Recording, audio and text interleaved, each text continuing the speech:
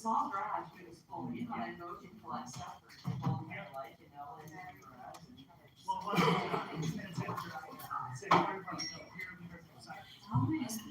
Then we get, people driving inside. Well, I don't know. I agree. They're not hot. So after the car goes to the state park, garage fire, they put gas out on garage fire. So they would say fire stations. Yeah, they blow your car.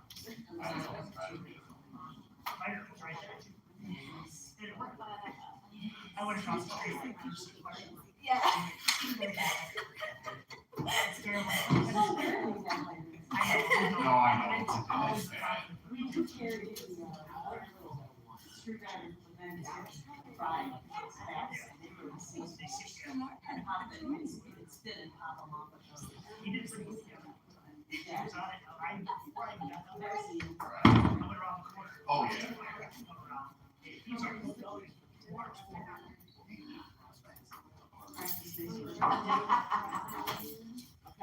Yeah, I do. oh, yeah. It's really heavy, big,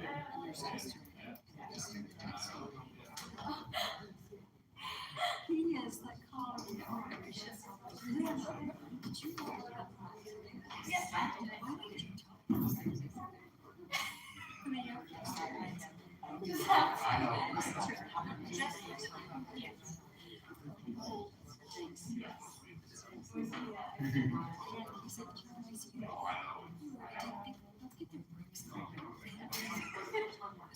Yeah. wasting trees and making little things. And that was like yesterday, and after, you know, I had some girl that lost. But usually those are. Yeah. All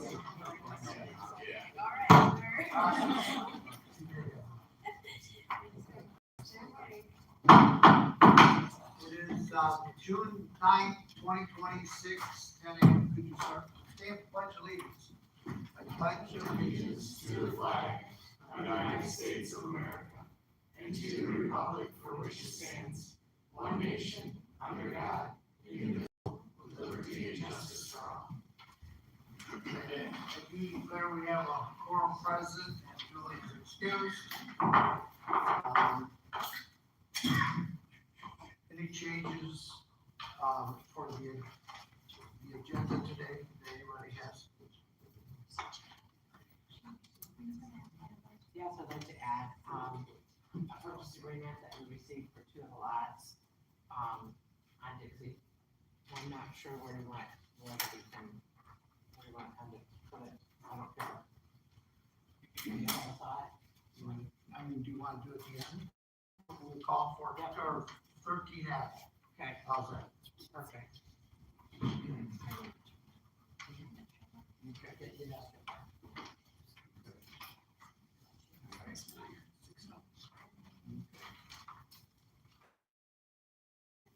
Do we have a motion? We got a second? No, we need a motion and a second. I'll make a motion to, we're doing the approved agenda as, I'm sorry, where are we at? Agenda. With the amendment, yeah. I'll make a motion, that we do the agenda as changed. Yes.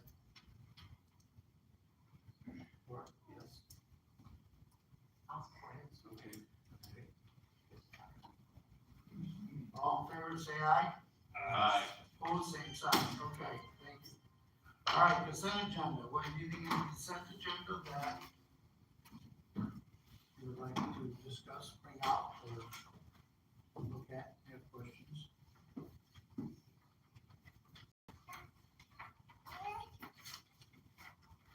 I'll make a motion, we approve the consent agenda as presented. I'll second. Okay, roll call. Mr. Cow? Yes. Mr. Claps? Mr. Van Washenova. Yes. Mr. Knight, yes. Mrs. Bussell. Yes. Mr. Yost. Yes.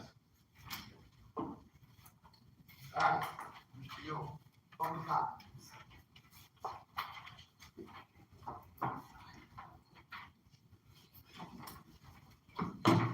Thanks, sir. This is the public comment portion of the meeting provided in accordance with the Michigan Open Meetings Act. Public comment is for members of the public to address the board. It is not a question and answer period, and the board will not respond to questions or engage in dialogue during this time.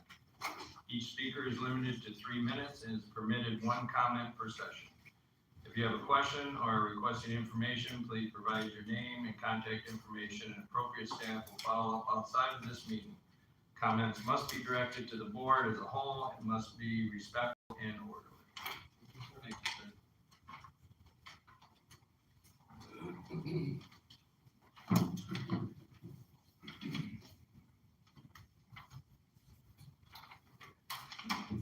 Test, okay. Good morning to the board, citizens of Frenchtown. My name is Chris. I come here as a citizen from Berlin, also as a representative of all those against data centers and industrialization from Berlin. I'm here to voice my very strong opposition to both in your township as well as mine. I'm just curious to the state park site that you guys were supposed to be facilitating a discussion with DNR, the state, and township here. If they were interested in buying any of the lands there at State Park or the State Park site. Little birdie told me that they have funds that I don't know why they aren't getting back to you guys. So I'm just curious if you could give us some more information on that. I noticed a little bit of action over there at your property, Al. I don't know what's going on. Can't quite ask you directly because, yeah, the last time you did call me a fucking liar. You talked to me about legacy the last time we were here. What better legacy to leave than doing what's best for your people and for the environment and for the community and building something special that can go on as a legacy for future generations. And I understand that this is your land and I can't exactly tell you what to do with it. However, I've noticed a trending theme that not a lot of people seem to know about, alluvial lands. And I'd like to read what those are. Alluvial lands, oh my God. Alluvial lands constitutes ownership of real property, land, buildings, and fixtures that is independent of any superior landlord. Alluvial title is related to the concept of land held in alluvium or land ownership by occupancy and defense of the land. Most property ownership in common law jurisdictions is fee simple. In the United States, the land is subject to eminent domain by federal, state, and local government, and subject to imposition of taxes by state and or local governments, and there is thus no true alluvial lands. That tells me that none of us really own anything in this country, and that we have to start really considering what, I guess, where and what property rights, where they start to begin and end at this point, because what right does somebody have to devalue somebody else's property, you know, or their house, or their streams that are on their property, or their wildlife that's on their property? What right does anybody have to be able to stop that or impose upon that? I know my time's up here, but I'll be back. Thank you for your time.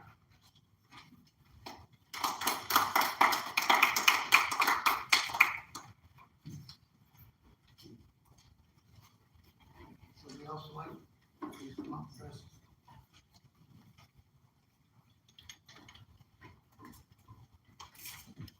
Morning. My name's Cam. I live in Frenchtown.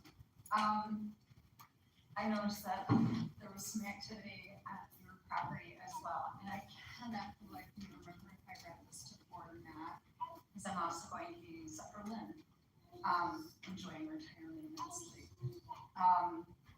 I verified some information on a property that your property and the Mazarine property surround. and that property is actually contaminated. So I was put in touch with Christopher Matheson. He's an environmental quality analyst with Eagle. We had a conversation via email. I wanted to make sure everything was in writing so it could be recorded. He said that that property is contaminated with arsenic, chromium, and selenium, above the generic criteria for risk assessment. These metals were also detected in groundwater. Karst geology, which is prevalent in our area, has managed to allow direct exchange between surface water and groundwater.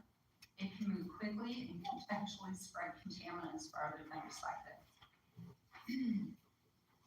By rezoning and developing a data center, or really anything, you would have to be worried about.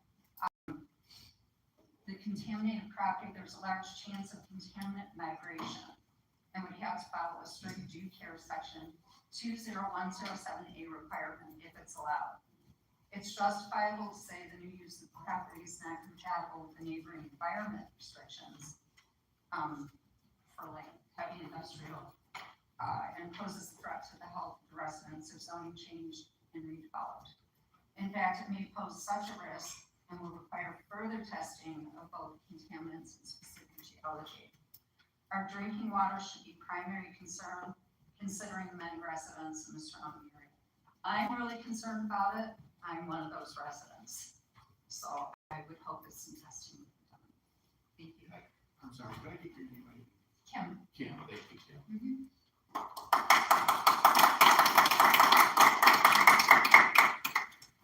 Anybody else like to come up and address us, please do that now at this time.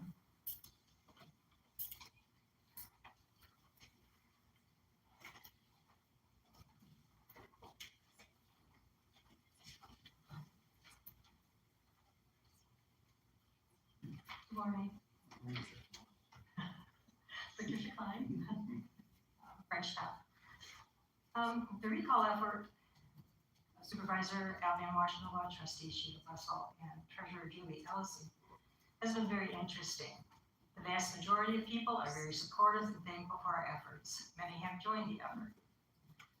The most mentioned reason for their support is, of course, the use of the property adjacent to Sterling State Park for an AI data center. The way the information was withheld and then given at a presentation supported by Cloverleaf didn't go over well. It had the appearance of being underhanded and not completely forthcoming with information. Taking money to secure first dibs on a data center also appears like bribery. Again, these are people that are coming up to site. The lack of appreciation of land and nature has also been mentioned. This is brought up most frequently by younger people with families. The development on Telegraph Road between Mall and Stewart Road has been talked about repeatedly. The number of car crashes, trying to make a left-hand turn out of how many dollar stores, car washes, tire stores, and burger joints do we need? Lack of transparency, meetings scheduled when working people cannot attend, no recorded meetings to view what is being discussed. One suggestion for more transparency and connection to residents was for a monthly town hall meeting where information could be given and, more important, questions answered. There is a disconnect between the township board and the community that you serve. More time has been spent at meetings discussing pickleball court time, counter stability, than data center information, best information, and what is being done at the former golf course on North Dixie Highway. If there's no new information, say that. What are the plans? Is there any business or situation in life where communication is not key? Thank you.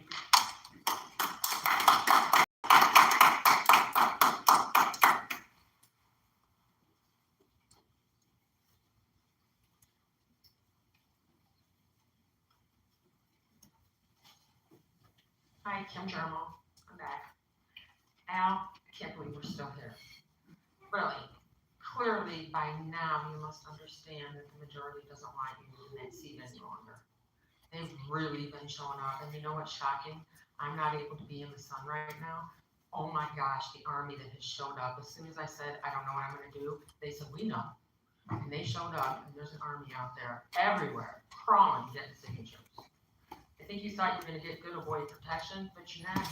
Al, you pissed off everybody. I mean, excuse my language, but you really did.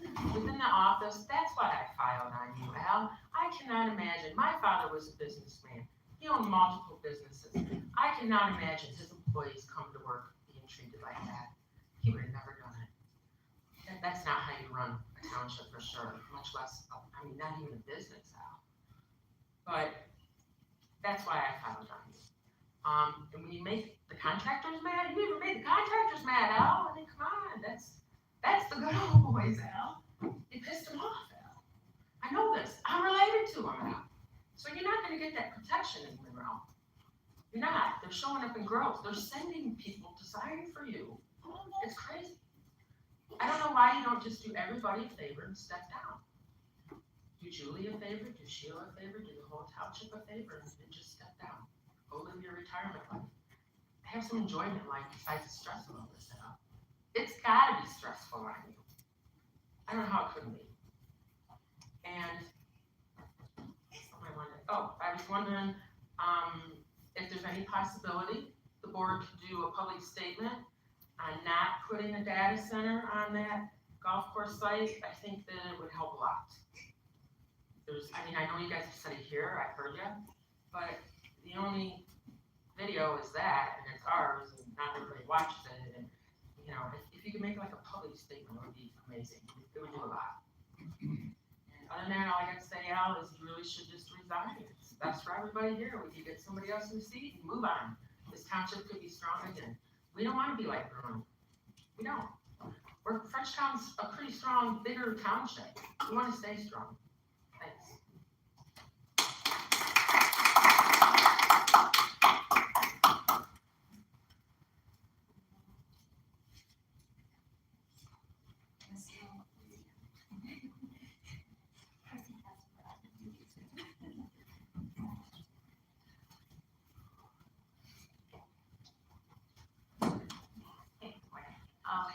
I also just was interested in, how the status of how things are going with the DNR regarding the former golf course site. I think that the township's really interested in that. I also would encourage you to do some kind of, if you're no longer, pursuing selling the purchased property to Clear Relief, and you're not going to be pursuing selling it to any other data center developers, doing some kind of formal announcement for that. I think that's something that if that's the direction you're going, like the township should be proud of, that you listen to your residents, you looked at more information about data centers, and you decided not to go that route. I think that there should be like a more formal announcement if that is what you're doing. So, thank you.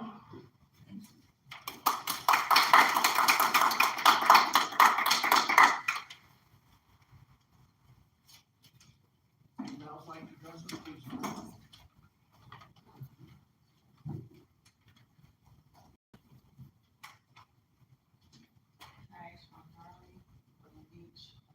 I'm just gonna read something. People have seen Monroe County Road Commission equipment near private property. New work happening without clear notice and changes that no one can easily explain. The discourse from having a supervisor sit on the board despite the unrest of the community that he deserves, and many whom have asked him to remove himself. I wanted to read one comment. I'm uneasy. I'm trying to digest everything. I'm seeing new equipment, trucks, and work happening, and I'm trying to figure out what's going on. When people don't understand who approved something or why it's happening, it's not for them to rectify the confusion and frustration that exists. Will Frenchtown Township Board put into place two basic transparency steps that many Michigan communities already use? One, citizen-led ethics committee, a small group of residents who would review best practices used in Michigan communities, offer non-binding recommendations to the board, improve communication between residents and township leadership. This gives residents a clear place to get your information. Local conflict of interest ordinance, Michigan law, it only gives the basics, but this township could make them stricter.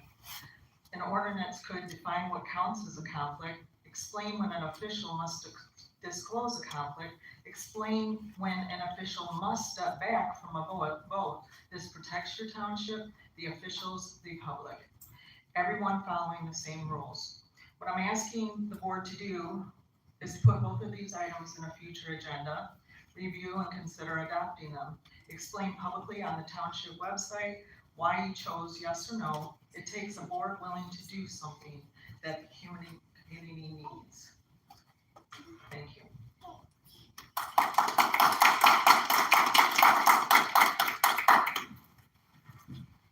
Anybody else like to come up and address us at this time, please do so.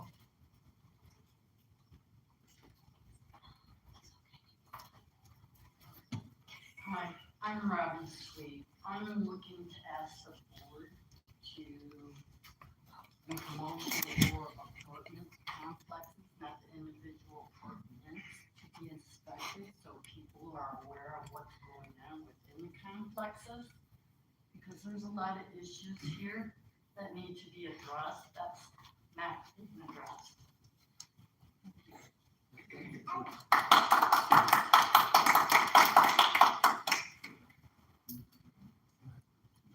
Anybody else at this time, please come up. Seeing none, we'll move on to our first agenda item is the discussion of a review of the Lieutenant Hopkins retirement request. So who wish to run that? You want to?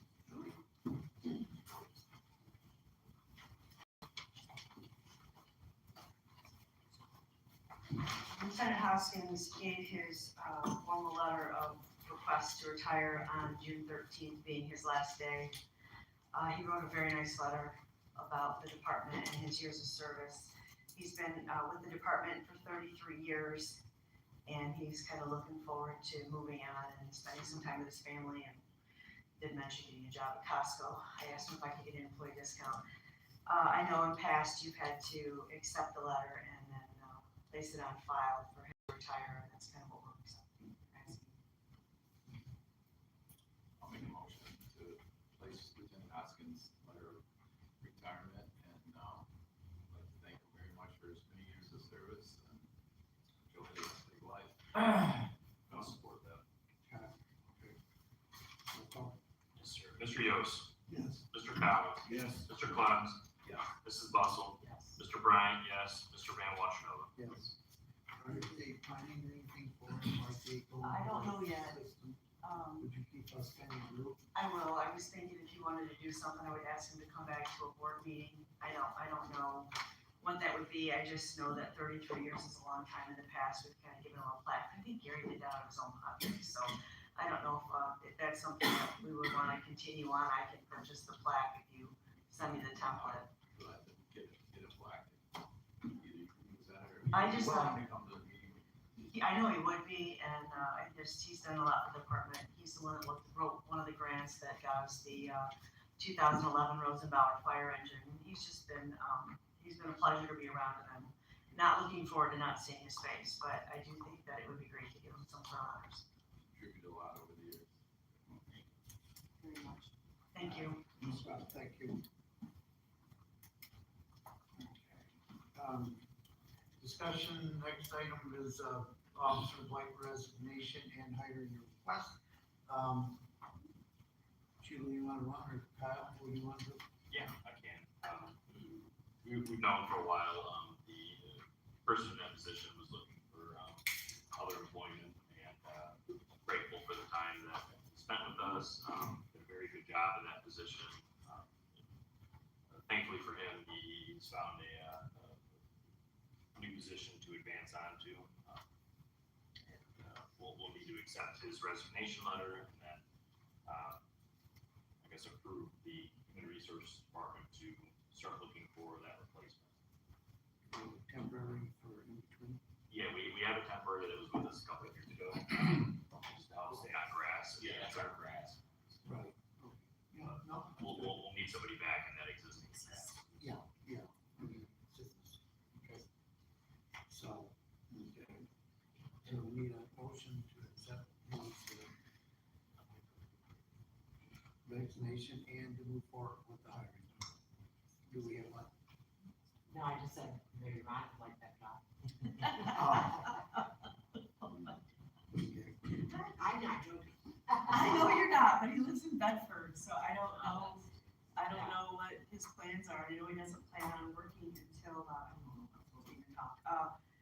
I know he's not planning on working for a few weeks, in a couple of months. He said something about the end of August, maybe looking for something. I can do that. Costco's probably a lot more fun than Blake. No free Great samples. discounts. They'll be I'll make a motion to accept the resignation, approve the temporary part-time employee, and authorize human resources to post for a permanent part-time flight officer position. Roll call, sir. Mr. Van Washington. Yes. Mr. Bryant, yes. Mr. Collins. Yes. Mr. Clems. Yeah. Mr. Yost. Yes. Mrs. Bustle. Yes.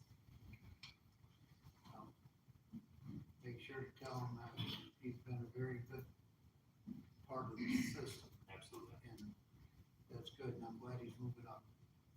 All right, next item is discussion is bids for the roof replacement for the garage at the senior center, Rexon building right here. So, I should take care of that out. thank you, sir.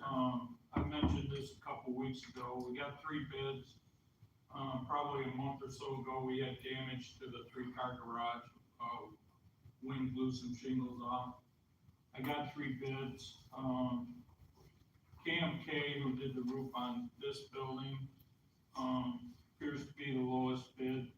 With gutters, they're at $81.60. The only caveat there is, I would probably suggest they don't do that little shed. We're gonna move that off-site someplace. I think the shed roof was good. At the time it was setting next to the garage, we're gonna do it all at the same shingles, so. It'll be a little less than this $81.60 for, shingles on that 3-car garage and new gutters.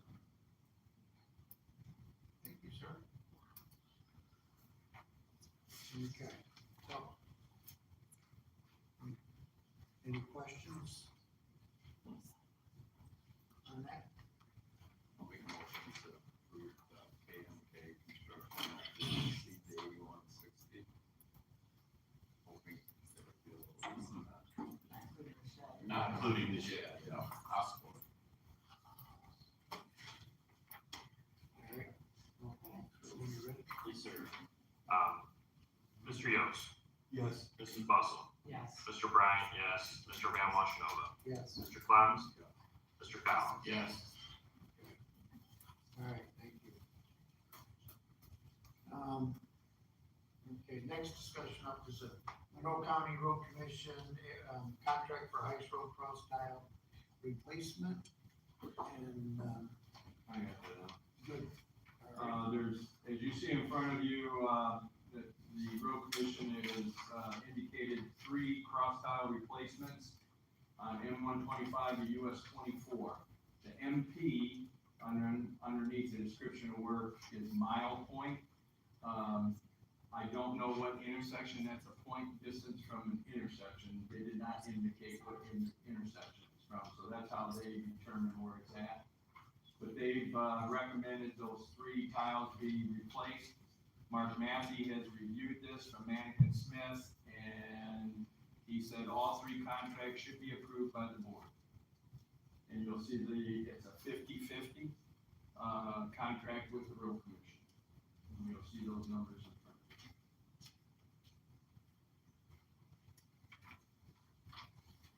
I think they're supposedly gonna do some maintenance to that road as well. So they wanna put these, need to be done before they do any of that other surface work. And that's the problem we got with our drainage going on is the ditches, the culverts, we got 2 inches of sunk in the bottom and the culvert's buried, the water's not going in, we're tearing our roads up. So it's just a good thing to stay ahead of the roads. Yep, or save the roads. Okay. So, any other questions for Mr. Young? Not, we So these are replacing existing Yes, How big are they? they did not indicate, I don't know. Good question. Generally, they run 15s, but I don't know as a rule of thumb. But it could be a 12.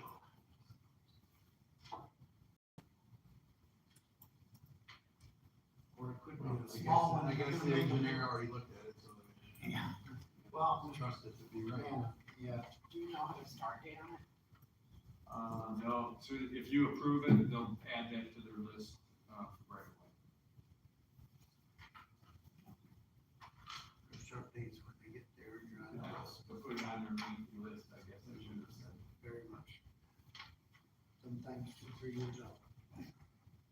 Oh, we gotta start here. Pay 50%. Yeah. Okay. The probable cost is, the one on the 10/7/28, Township 5364, road commission. So did somebody say something about their redoing the road over there too? They're talking, that's what they were talking, they wanna do, is like a resurface and gap and fix, like we've been going around the whole county and township cleaning, you know. So are they gonna open cut the road and fix these, replace them? Is that the plan? I'm assuming, but all I got back from them, is what you have in front of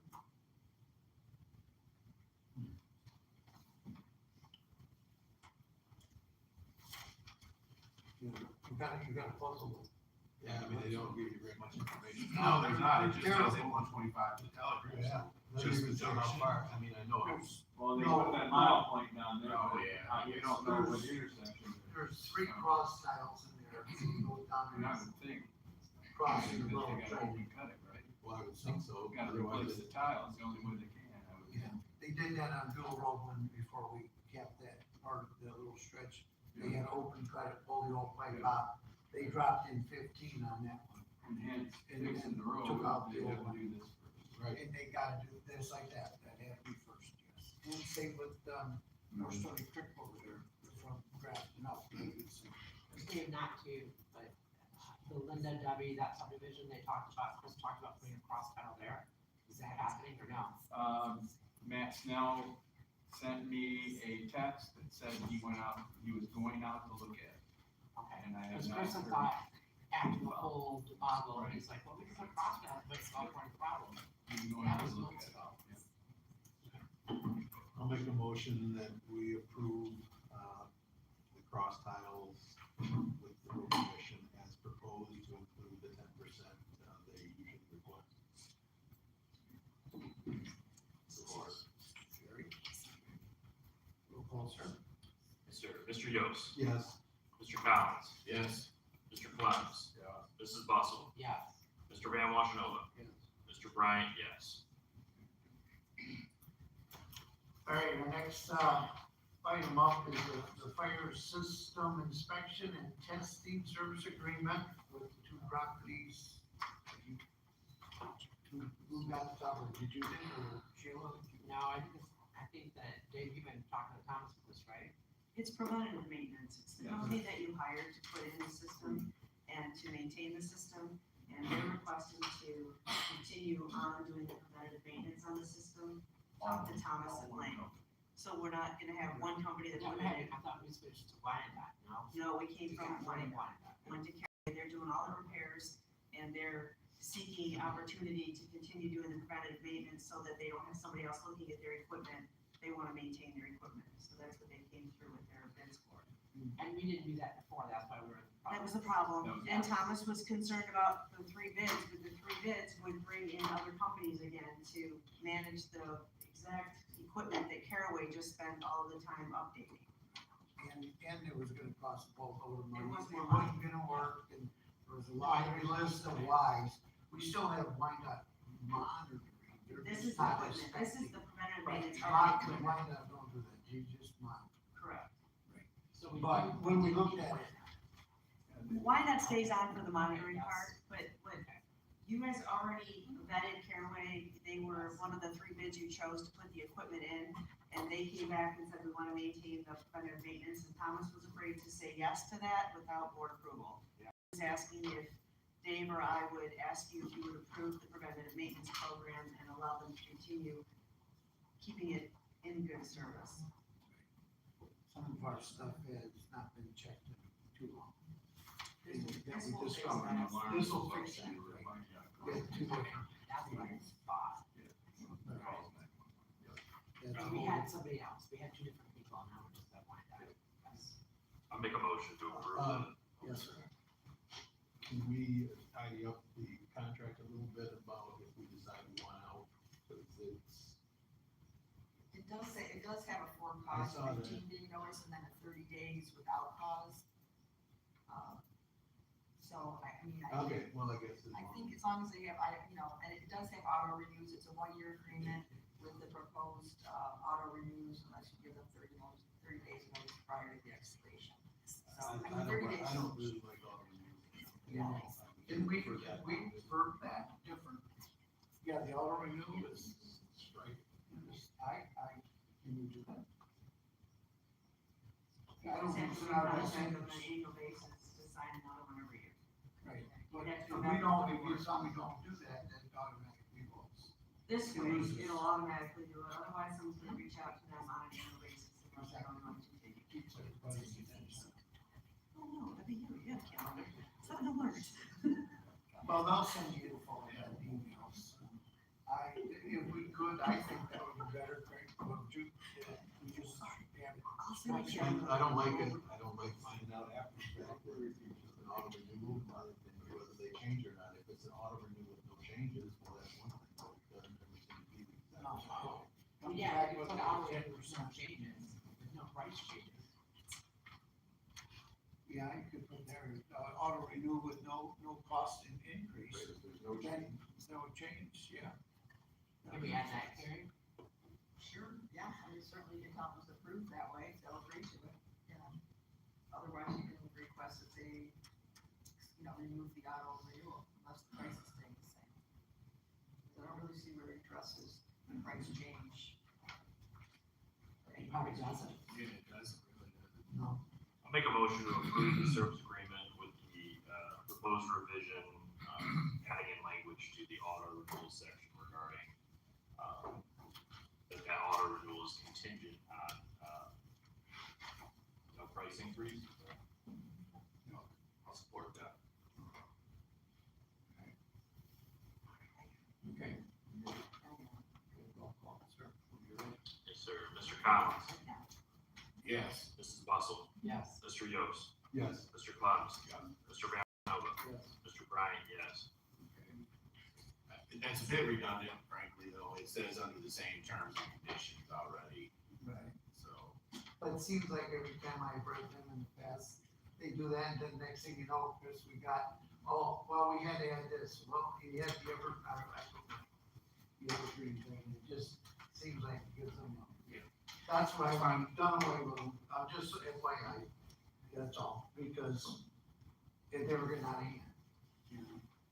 All right, next discussion, memorandum of agreement for hiring paramedics between Frenchtown Professional Firefighters and the Firefighter Union, IAFF Local 3233 in Township. So, do you wish to run with that, Wendy? Or do you want-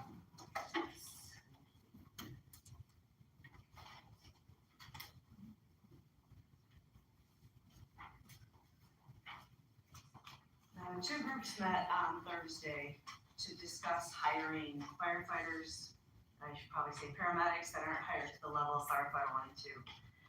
We're looking for ways to entice people into applying for the job that we can hire. We have had only 3 viable candidates that were fully trained, and 2 of them found jobs prior to being hired or brought to the training committee. One of them was in our hiring process. We're having a struggle to get fully qualified firefighters. So the most cost-effective way to bring on firefighters and to train them would be to train them to level of firefighter 1 and 2. Firefighter 1 and 2, on average, if we use the county class, costs $1,500 per firefighter. It's substantially more if we were to send them to a college. we would hire the if we were to train them to paramedic level, that's the bottom line base price of about $8,000 before we get into the other costs as far as books and online subscriptions. So the most cost-effective way to train someone would be to hire a currently licensed paramedic and train them to the level of a firefighter 1 and 2. So that's not in the contract. The contract states it will hire fully trained firefighters. So it was going to require a change to the collective bargaining agreement, which is what this memorandum of agreement is. It's stating that both the township and the union agree that we would like to hire paramedics and then train them to the level of firefighter 1 and 2 so that we can go out and recruit just paramedics as opposed to fully trained people and try to get more applicants in that we can start vetting to hire. The groups met. This was a collective agreement. The union came with an agreement. I came with one on behalf of the township. The agreements were very similar. We agreed to strike some things that were in them, absorb things that were in theirs, and this is the final agreement that was, I used that word 13 times, that was agreed upon by both sides. Both the union agreed to this memorandum and then the board members who were on the committee for union bargaining agreed. But it still requires the board approval before we can put it into motion, so that's what it's here for. And I know I've asked the question before, but they will have already passed the firefighter physical agility test. Would be the other requirement. They'd have to go through our complete hiring, which means they'd have to pass the candidate physical agility test. They're gonna have to pass the psychological test, the actual physical doctor medical test with the respiratory function test. So before they even got trained, they would have gone through every single one of our hiring practices. And I guess I should mention, everybody in the meeting knows, but I should also let you know that these are currently licensed paramedics, which means that they will be working on our ambulance for us, providing patient care while they're attending school. It's not like we're hiring somebody that is not useful to the fire department. We are definitely hiring someone that we can use. And the majority of our call volume, 90+% is medical. So these members will be on 90% of the calls that they are assigned to. And as they train through the firefighter 1 and 2 process, everything in class can be reinforced on fire ground, and we can use them to fight fire, to roll hose, to get equipment, to assist. Once they're trained and wearing an SCBA, we can start taking them in with firefighters to show them the environment. It has a lot of pluses to it besides just hiring people. It'll give them a lot of experience while they're training that they might not get if they just went to school to be trained. Will they be full-time? It'll be full-time. They just won't be firefighters, and it takes 10 months to go through the firefighter 1 and 2. So over the course of 1 year, they'll be trained to that level. I just asked, because the pay was. Yes. That's part of the letter of agreement. In the contract, before we were 100% paramedic, we had EMTs still in the fire department as well as paramedics. There's actually a wage in the contract for firefighter EMTs. It was agreed upon to use the firefighter EMT pay for, let's do the swap, paramedics who are trained to firefighter 1 and 2. And that was the agreed upon wage. It is less than what a full-time firefighter makes substantially, but that's to encourage them to get the training and to get up to speed to make their wage. And I will also add that while they're in training for that year, that 10 months, they're called a conditional employee.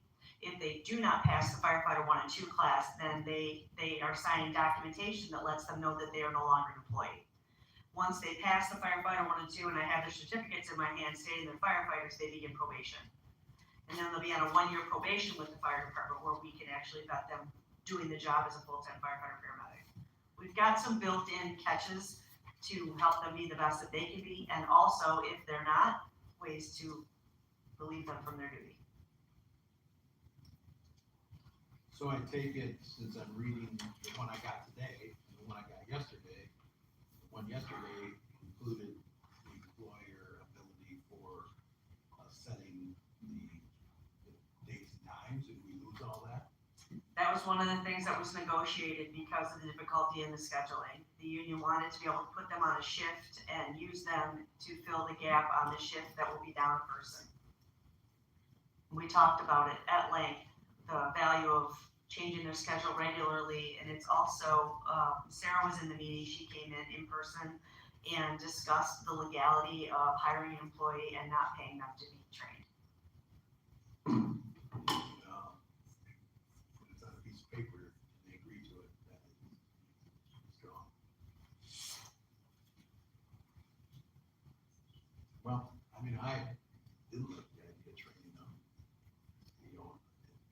can find the time to do it, and they could, they only are working X amount of days a month. No, I understand, and we discussed that, I don't want to let you think for a second that was breezed over. That was actually probably one of the most contentious or spoke about parts of the whole agreement. It was one of the big sticking points, but in the end, we realized that it's better this way than, I mean, if we're going to hire them, if not, then we needed to not hire them and have them complete the training, right? And your way would work. I wasn't against that way, but it's just not gonna work. We can't get those people.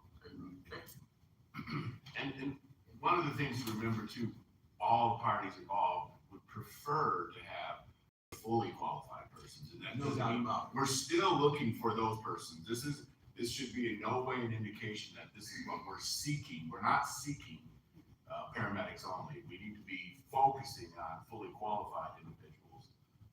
But this allows for that exception. Sure. I'll make a motion, if you have any more discussion, to approve the memorandum of agreement for hiring paramedics between Frenchtown Professional Firefighters Union, IAFF 3233 in the township. I'll support. Several hours of discussion. Mr. Van Washoe, Yes. Mr. Klotz, Mr. Collins, Yes. Mr. Bryant, yes, Mr. Yost, Yes. Mrs. Bussell. That's good, this will help us bridge the gap, I feel it's a good idea. Mr. Collins was spot on, the goal is to hire fully trained, that is what we're seeking, but we have to think outside the box. Build the gap. Yeah, this is the exception, not the rule. Build, as I would say, cultivate a good candidate I as agree. well. It's certainly not what we're going to try to hire, but we're looking for a means to hire.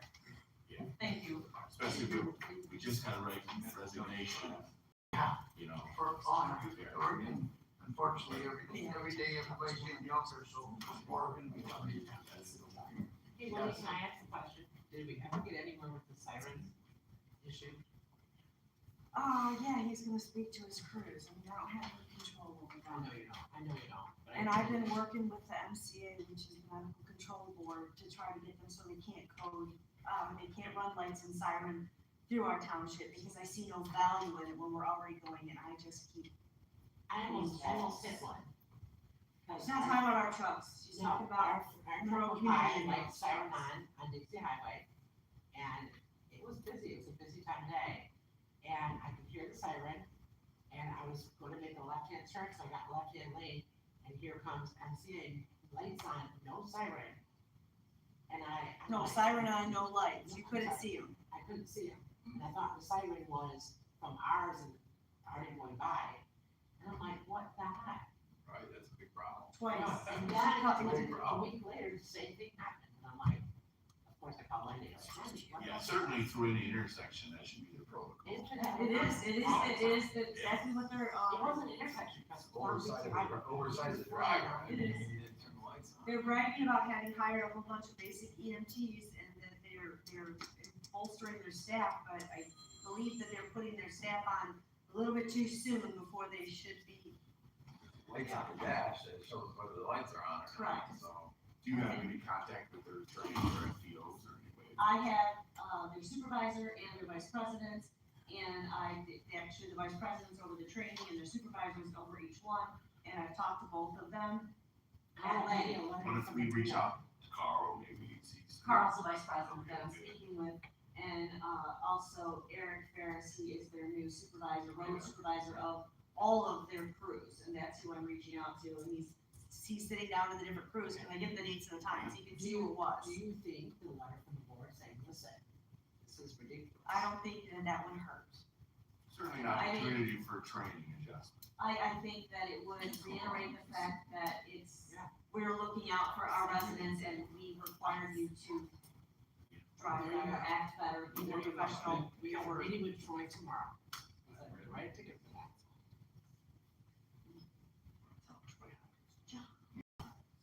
Yeah, but. Don't dislike that. Thank you. Thank you. Then we got a bigger problem. are we gonna send them a letter and just document it that way? You know, I would love to.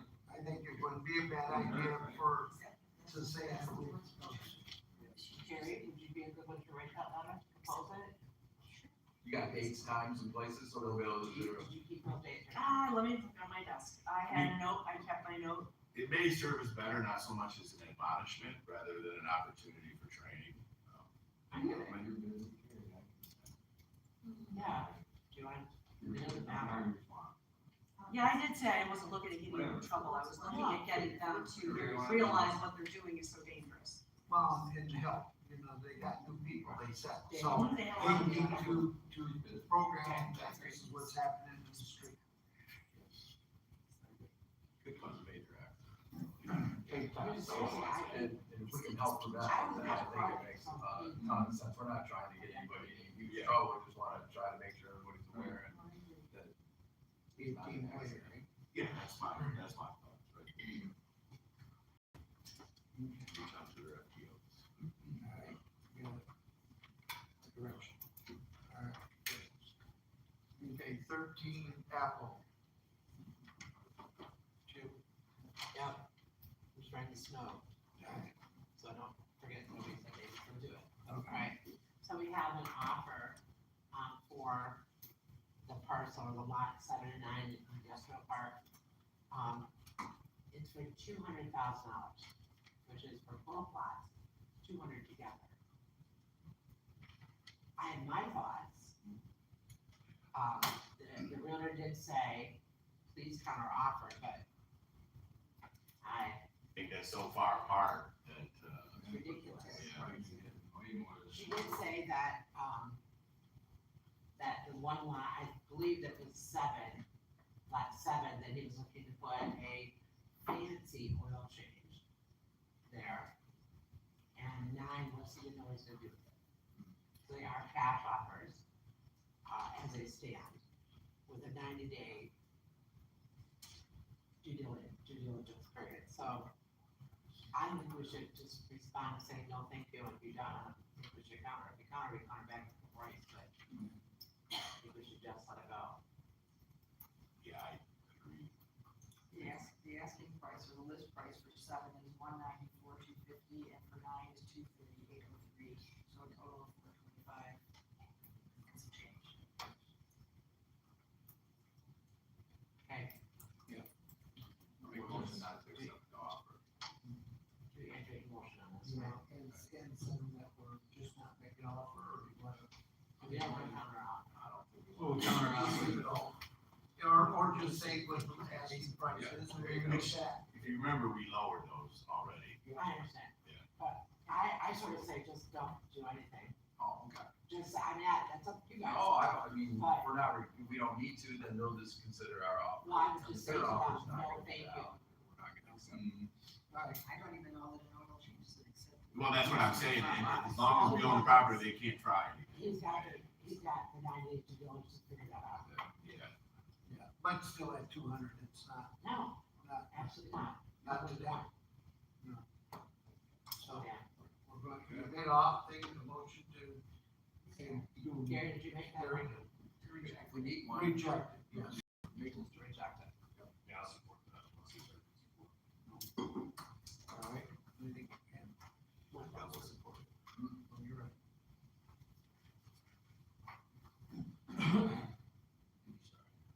No. Mr. Collins. Yes. Mr. Claus. Yeah. Mr. Van Washenova. Yes.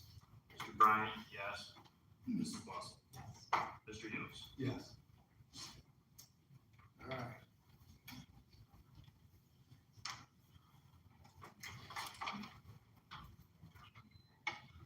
Okay, back to public comment. If you wish to come up and address us again, please do so at this time.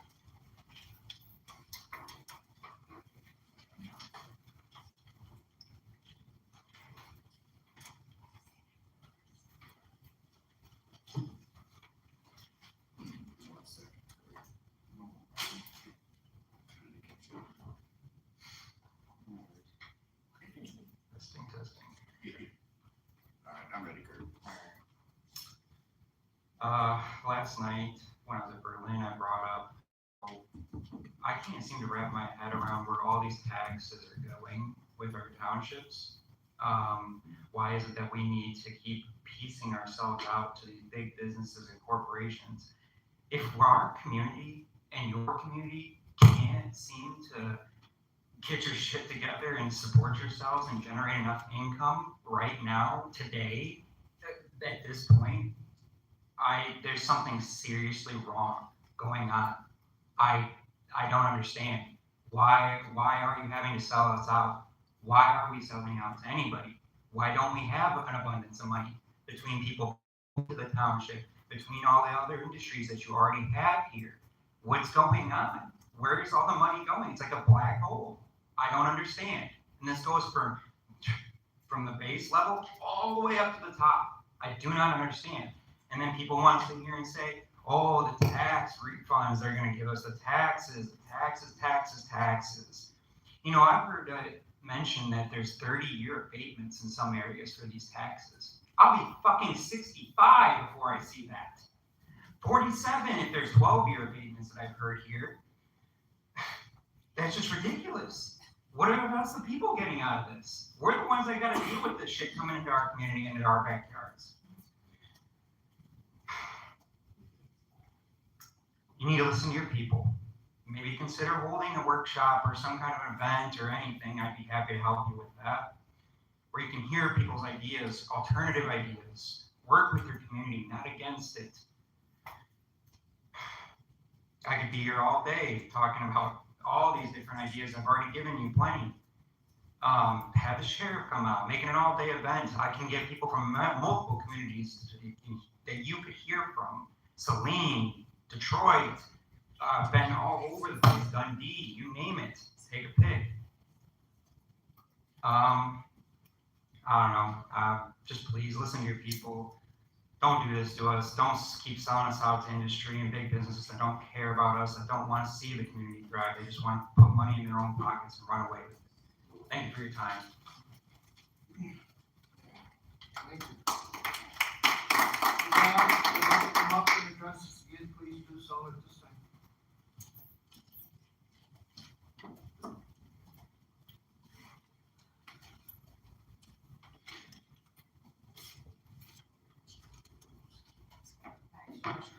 I realize I'm totally ignorant on this and I might be, totally wrong, but, anything anybody knows about road access in Allen, is this anywhere near that property? How easy would it be to get to his property and a new road system? Because I do know that there's a lot of action going there, and like I said, many people want to know about it.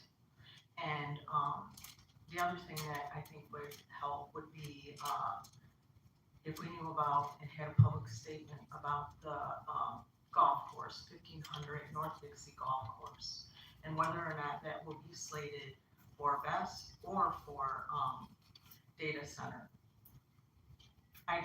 We need to know that. We need to be honest. I'm tired of coming. I'm tired of feeling lied to. I just was called yesterday and told, oh, they're playing you. Now, do I believe that? I'd like not to, but then I get this message that Al's having some productivity on his land, including moving stuff out, just little things going on that we don't know about, and I just don't want any underhanded things to go. So I'm begging this board, begging to have something the public can look at that says there will be no data center there, there will be no conflict of interest with Al Van Washenova. He is zoned as agriculture, I think, from what I've been told. If he wants to rezone that, to me, that's a conflict of interest, and because of everything I said, please take and get what I asked for the first time I talked, because I can't even imagine if somebody finds out that he is still going on with anything and has an NDA, and that's all I'm gonna say.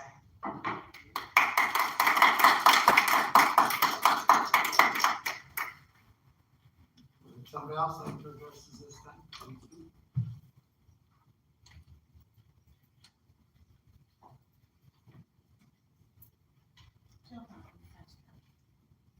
The only thing I want to say is, Al, you know everything you've done, you know you need to go. You don't want to frame it as resign, that's retired. Oh, I know for your social security. I can tell you, retirement is a wonderful thing. And do the right thing for the township. You need to go.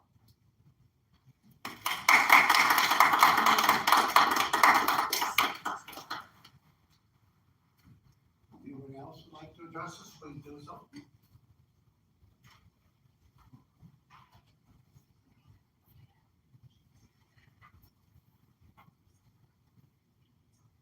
Good morning. Morning. My name is Jenna Morse. I'm the current Monroe County Drain Commissioner. I just wanted to come and give the board and the residents an update on some of the things that are going on in the township and in the Drain Commissioner's office. One thing is Jarbo Drain was petitioned to be cleaned out, and we'll be holding a board of determination meeting for that very soon. Jarbo Drain goes through both Frenchtown Township and the city of Monroe. A lot of the parcels are in the city of Monroe, and the appropriate landowners that are affected by that have already been notified, as well as municipalities. But just kind of giving you a heads up that that's on the agenda coming up. And then also Post Road Drain was petitioned quite a while back, and our contractor is getting ready to move forward with that one now. So that's in Frenchtown Township as well. And originally I was thinking it was going to be around July that he may be on site and starting. It may be a tad later, but I just wanted to kind of give you guys a heads up that construction will be starting on Post Road Drain sometime in the near future, and I can follow up with more of an update on that once I have one. So I just wanted to kind of give an update of some of the things that are going on in your township. Thank you. I got a question for you. So when you're doing these drains, for instance, the ones you just mentioned, Yes. are you including removal of the debris instead of leaving it on site? Because most people cannot handle that size of debris themselves. So it would be to everybody's benefit if it would come off site and be taken care of. I understand the way that the project's been bid. To my understanding, I'll go back to the office and double check that in the past, we do not remove the debris, so that the spoils, the trees, the brush stays within the drain easement. It is the property owner's spoils, it is the property owner's trees and dirt, so we don't haul that away. There are other counties that do haul that away as part of, they put it in the bid and they have that as part of the assessments. The assessments are typically tenfold for removing the brush. So in Monroe County, we try to keep the assessments low for everybody. We don't want to put anybody out of their homes.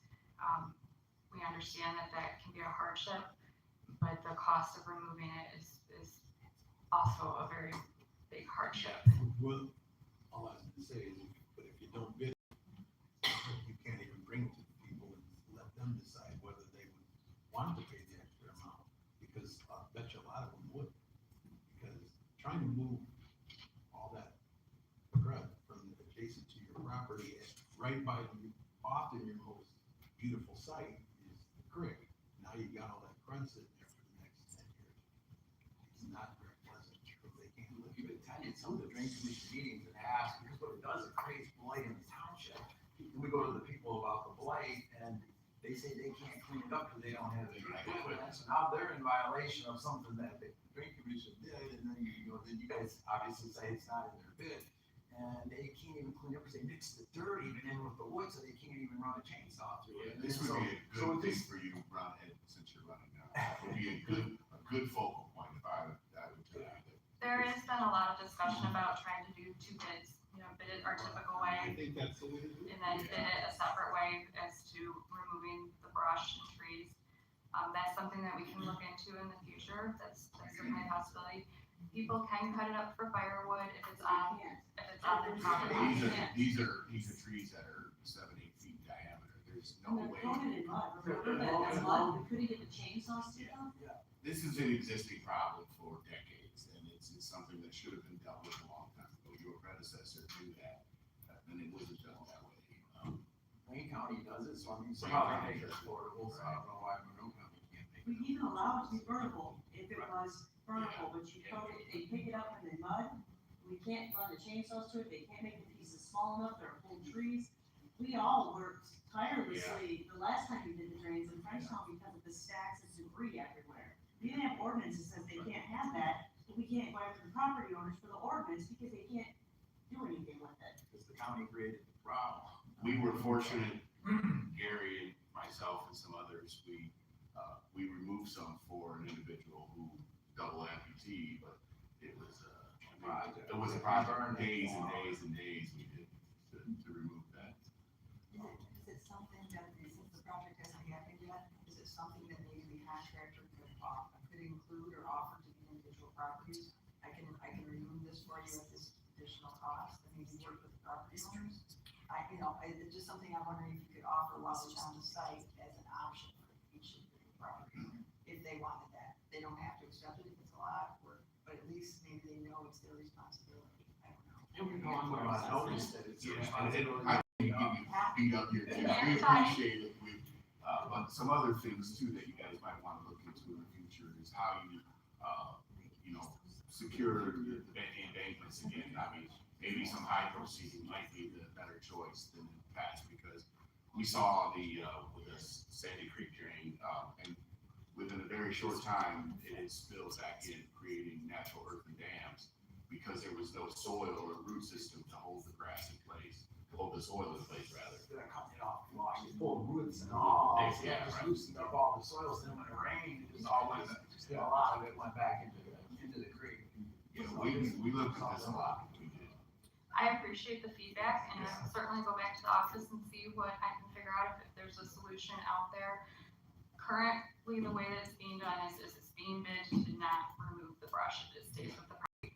I do know that there are certain townships that have burning requirements or restrictions, and that it can be a hardship for individuals. So I'm open to looking into that and seeing what we can do to kind of work together and get this addressed. It's gonna kind of depend on individual property owners, that the spoils are gonna be left on individual property owners within the easement. As far as, coming up with a bid item for this project that's already been put to bid, I will look into that and see what the options are. I know she mentioned that because you put it on the assessment. I personally don't think that's possible. That's already been Yeah, said. sorry. But I just wondered, is it possible for the contractor, extra money for the contractor, if that particular property owner, wanted to? That would be more of an option in this particular case with Post Road Drain, because Post Road Drain has already been bid, we've already had the day of review, the assessments are set. So it could be an option to get a bid from the contractor of a cost of hauling it away, or burning it on site, or removing it. Yes, that's an option, and that would be up to individual homeowners if they want to work with the contractor in that capacity. Put them on notice that they have to clean it up so that they know it's not gonna be an option just to give it like. So that way they know that when you're asking, are they willing to pay a little more, if they do, they have to clean it up because we are gonna enforce our ordinance, then maybe they'd be a little more interested in paying the additional charge to the contractor, because that's probably their most cost effective way to take care of the blight situation that's gonna be occurring, or the violation of our ordinance.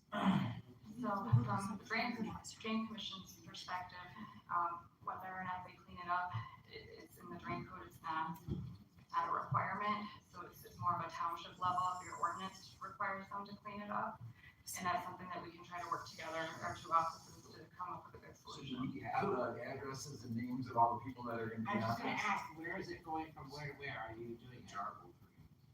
So Well, the getting Jarbo back to drain- what we were just talking about, though, without specifics, and that is, if your actual contractor is unwilling to do the removal, would you allow an external contractor to come in to do the job if they bid it, by the foot, by the linear, whatever it takes to get it done? Because it's important, it's very important. And then that way, that the people could pay that external contractor an amount that would be pre-designated per their footage to take care of it. The people that took care of their property probably have nothing to worry about. It's the people that have a mess, and that's where the real problem is. Are you proposing put it out to bid to contractors to come and clear behind our current contractor if our current contractor's not? If they're unwilling, I would say your current contractor has first shot. Right. Because they can cut it up, so benefit.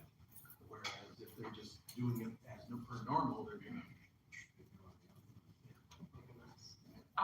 If I can have just a couple more minutes to try to clear up some things. Jarbo Drain is being petitioned, so the meeting for Jarbo Drain is solely to find out if it's gonna move forward with the project or not. So that one, is not necessarily a project yet. Post Road Drain was petitioned, already went through the process, is going to be cleaned. So as far as Post Road Drain, it would be difficult to reassess the people for the cleanup if it wasn't in the project scope originally.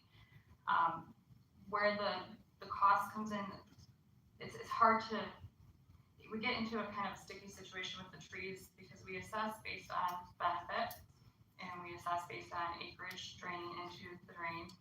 When you come to the trees, like you said, some people keep their ditch banks mowed and keep them in good condition. Other people let them get wild and out of hand. Other people buy a home and they get what they get. It's whatever, the previous owner had done or not done with the property. So when you assess, how do you determine who you're gonna assess for the tree removal with that extra cost? Does the whole drainage district pay for it, even the people who don't necessarily touch the drains, but they're in that drainage district because that's where their water flows? Do you assess just the people who actually live on the drain for that extra cost? Do you assess just the individuals who left it to be overgrown and now have the mess to clean up? It becomes very difficult to properly determine who's responsible for those extra costs of hauling it away. That's why in Mineral County, that's one of the reasons why we've always left it for the property owners, since it's their trees to clean up. So I would be happy to have a further conversation with the board or the proper individuals at the township level.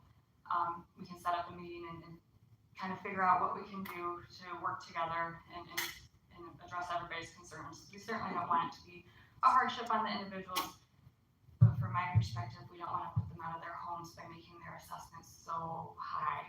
If you're talking tenfold, if the assessment's a lower one, tenfold might not be that bad, but if it's a smaller district and the assessment's tenfold, it could be quite expensive. So there are people who do clean it up, and I know that's not a possibility for everybody. So Shanna, you might not know this, but do you know what the other counties do? Do they assess just the people on the drain for cleaning up, or do they assess the whole? I can follow up because I'm going to be at a drain conference here in the near future where all of the drain commissioners across the state mostly will be there. So I can certainly, follow up, take a poll, find out how other communities are handling it, if they do assess the whole district or if they assess just the individuals along the drain.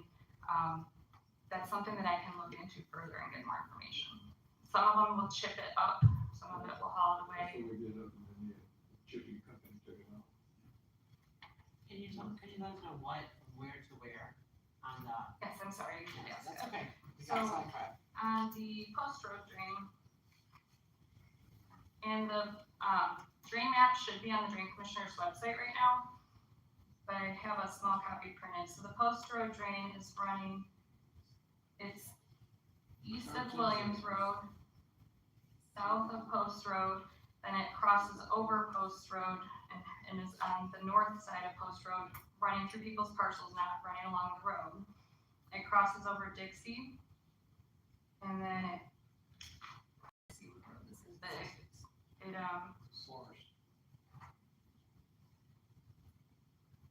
I can show you the map. It's not that good. The whole thing. It starts in The Williams whole and goes thing to in Frenchtown, right? The whole, No, not the whole drain. it's half Berlin, half. The whole drain that's in Frenchtown you're doing. That's Yes. okay. But that goes basically from Williams Road to Post Road, and crosses Post Road. There is where the township lines meets. Okay, I got it. So the whole Post Road drain will be cleaned out, and yes, part of it is in Berlin and part of it is in Ocean. So we have the names and addresses of the property owners that are gonna be on that drain, then, so that we can send them a letter. Yeah. I can work with you to get you that Do information. you tell them ahead of time? Yes, they are notified of the time that the drain is going to be cleaned out. Yes, they are notified of Are that. they gonna projected cost at this point? At this point, they should already have had the cost. I will go back to the office and check. I don't wanna tell you anything wrong, but I can go back to the office and check because we've already had a day of review. They should have already gotten a cost at this point. The cost, I can't really change the cost at this point. I just a question. First grade talked about, since I've been on board, so I had to ask. Yeah, I'd be happy to have further discussion about this. I just basically wanted to let the residents and the board know that this is coming up, kind of be aware of it.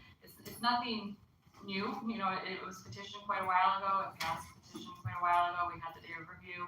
Our contractor is just kind of wrapping up with the job that he was the low bidder and he's wrapping up with his other job. This is the one he's going to next. So when he gets to this, I was thinking it was gonna be July, but it quite possibly could be beyond July at this point. Did you know? Shoemaker Brothers.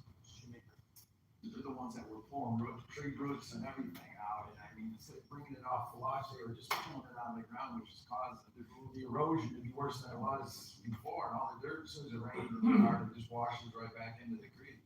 You do get some that runs back in. What's that? All the contractors do that. They do the- Well, but they used to just do flush, you know what I mean, instead of ruining the bank, they just would cut it off, that way the bank would stay stable. And instead of loosening up all the dirt on the bank when they pull the roots out, it's faster for them. Yeah, they just go in the huge excavator, pull it all out, but they're just creating another problem for you and, you know, for the property owners, because, you know, you really get the drain cleaned out nice, but then the first couple big rains, it's slowly working its way in until you can get this bank stabilized. The contractor does seed daily when they're out there working. The roots, I see what you're saying. When we do clean out a project, we're taking more sediment out of that drain than what does wash back in. There is gonna be some that washes back in, and we can't control that completely. But there's more sediment. Usually there's sometimes a couple feet of sediment that's coming out. When the project is done, there's usually a nice slope to that drain. And, I'm sorry, I lost my train of thought. There was something else I was gonna mention. Oh, Sandy Creek. Sandy Creek, the name, it's a very sandy soils. So there are areas, I understand what you're saying in Sandy Creek, like in London Township, we had areas of Sandy Creek that was washing back in because the soils are so sandy, it's hard to stabilize that. So I do understand your concerns. Overall, more sediment comes out and keeps the water flowing than what does wash back in. When we do have wash-ins, we go and address those as needed. What's the downside of just going flush with it, so instead of pulling the roots and all out, why would they just, you know, a lot of times they used to just like cut it flush so that they weren't disturbing the soil, they just cut it off flush, it's not gonna grow with it. The bank remains stable.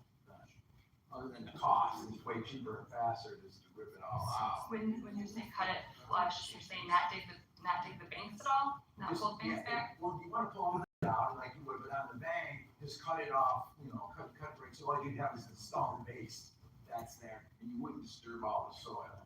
You would still clean the ditch all out, but the bank, where right now, when you pull the roots, it's all loose, and then a lot of it goes back in. If you just cut it off all flush, it wouldn't wash back in. It'd still be stable like it was, you know, like over the years. So they scoop out the bottom and they pull the banks back. Yep. So anything in the V of the drain gets pulled back, and then anything in the right of way, in the drain right of way on top of the bank can also be cut and pulled back for Yeah, access. that's what we're on top of, you know, on the bank is where they seem to really, you know, pull the roads out, but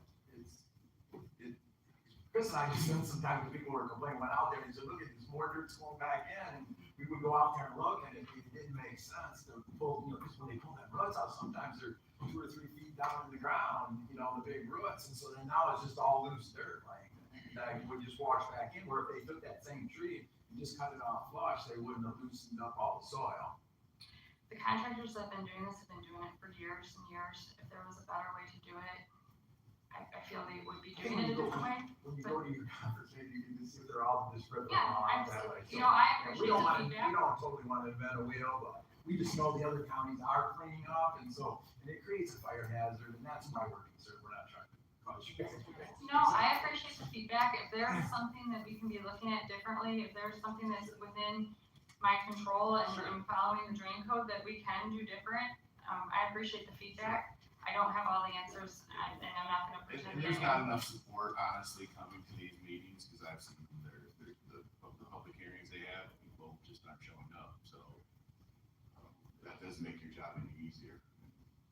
Yeah, hope No, you didn't But ambush we do me. have some ideas that might help you, and we would be interested, I mean, I certainly would be interested in what you find from the Drain Commission, conference, that would be. I will certainly ask some more questions and see if we can come up with a better solution. I'm not gonna pretend like I know the answers for everything. I've been at that office for a long time, and I do know quite a bit about that office and the drain code and all that, but I appreciate the feedback. If there's anything else that we can look into further, I'd rather, I know the people don't like the brush and the mess. I'd rather be able to be helpful with that than. So I got a thing for you to go. I brought up the day before. When you go to your conference, good ball, spaghetti at the wall. What if we did a county or see how many other counties in the state put maintenance program? Is if we put these on maintenance, even if we did a quarter bill across the county tax to you guys, because I know the way you're funded. But then you would be able to mow these things, put mowers on, even twice a year. We would not have 6 foot, 7 foot trees. You would have stuff to maintain and clean. Put it in, you got 100 foot easement on that. I know it is, it goes around property. So you got 50 foot each side that they're not to put sheds, build these trees.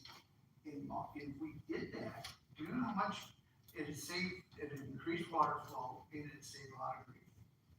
And even if it was if you would free, when you're there, ask them if anybody else has got a program, or throw that out at spaghetti, you go to let the wall, see what they think. Because that might be, I think that would be a very productive thing. We get these ditches running clean. And you send a unit in there and mow it down, and next, we're gonna clean it again in 20 years. You don't have to deal with all this other stuff. So, in regards to that, the drains that are under the drain commissioner's jurisdiction can be cleaned in 2 different manners. One is through the petition process, where people in the district petition it, we hold the meeting, the board members determine if it's necessary to move forward, it goes through engineering, it goes through the full process. The other is through maintenance. We can do maintenance on a drain without going through that full, long process. The amount of money that we're able to spend under maintenance is limited, so not much, you can't really do a full clean out project under the maintenance. That's more if there's an erosion issue, if there's a log jam somewhere, if there's a small issue, we can send somebody out and go fix that. We have had discussions and there are maintenance plans in place to where when we clean out a major drain, coming back in a few years and mowing it and kind of keeping it on a semi-regular schedule. Because the mowing, we can potentially do that under maintenance and it shouldn't exceed those dollars. The district will have an assessment for that, and a maintenance assessment is going to be less than a project assessment because there's not as much cost involved with pulling the banks and cutting the trees and all that. As far as like a county-wide program for maintenance, currently it's all assessed by drainage district and who benefits. There's not county funding or state funding to fund, just go work on that drain and you pay for it. Everybody pays a portion of it. Right now, that's not an option.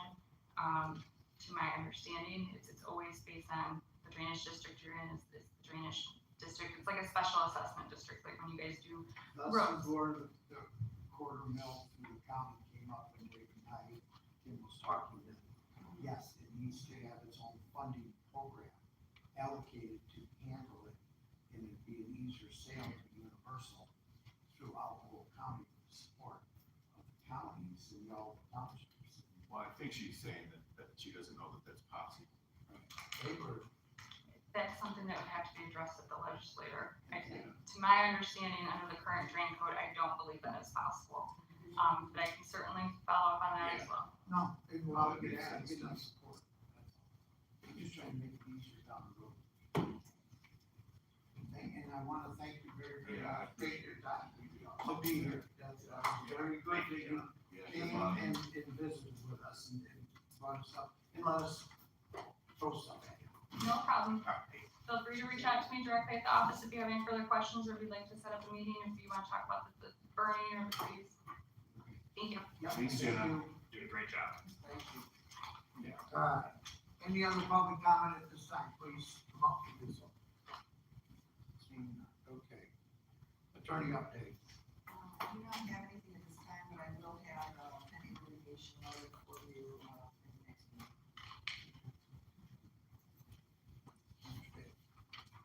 I'm just saying, from what Jenna was up there, I have nothing else besides it, but, what I thought was very encouraging is she said I was okay.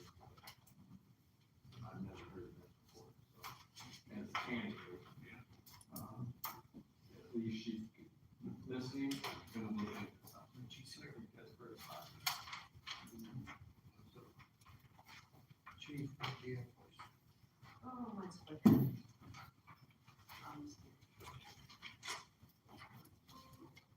In the month of May, we had 17 transports. They've kind of been ebbing and flowing depending on the staffing for MCA is what we can tell. McQueen's on site today. They are doing flow testing on our SCBA's. That's part of our annual testing and maintenance. For public relations, we posted an ambulance at the Special Olympics that Jefferson hosted last month. And Triumph Academy, we used our platform truck to do the egg drop. Students created packaging around raw eggs, and if their egg didn't break, they won, and if their egg broke, they didn't win. It was a lot of fun. The firefighters enjoyed it, the students enjoyed it, the teachers enjoyed it. We do it every year with Triumph, and it's just kind of something I look forward to. On the training side, we're still hosting the students from Dundee's EMT program and Monroe County Community College programs as well for their clinical portions of their class. We're also using that time to recruit students into firefighting and hoping that they'll continue on their education. Introducing them to what we do and why we love it and hoping that we can get them to love it as well. Our firefighters are out on the lake. They were out on the lake yesterday, they're out on the lake today, and they'll be out on the lake tomorrow. I tell you that in case you get a phone call as to why is your boat out in the water every day. They're doing their annual training, their updates, their certifications to be ready for the boating season, which is really well underway. That's what's already out there. And I just kind of want to tell you that Mr. Baker always wanted to know when they were out there because he was fascinated by it and he'd go watch. We are also doing training on hose advancement and then advanced cardiology. And that's also in a nutshell.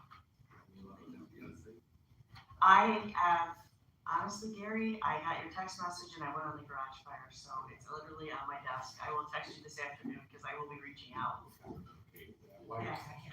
I can't either, especially when the school's sitting there and I keep getting excited that they're gonna do something and the school moved. I'm like, today's the day. So yeah, I fully. That's the fiber people that are putting it underground. That's the wrong school. Yeah, so. All right, so I will. Still laying out there on the ground. I did not forget. I wasn't at my desk, so I will do it this afternoon. Thank you. Thank you, Chief. Just one thing to let you know that, July 8th, they're gonna put the water tower up, so it'll actually be, it's finished being welded between now and then, and they're actually gonna construct the whole thing on July 8th. That's the tentative date right now, so we'll see it go up. Oh, the video of that? Yeah, we'll be super. Yeah. So nothing else unless there's questions for me. Sure, building department. No, sir. Maybe Tom Rudine should bring something up. Sign consent agenda, that the resident that we have to fix something. We need to address that. Fine.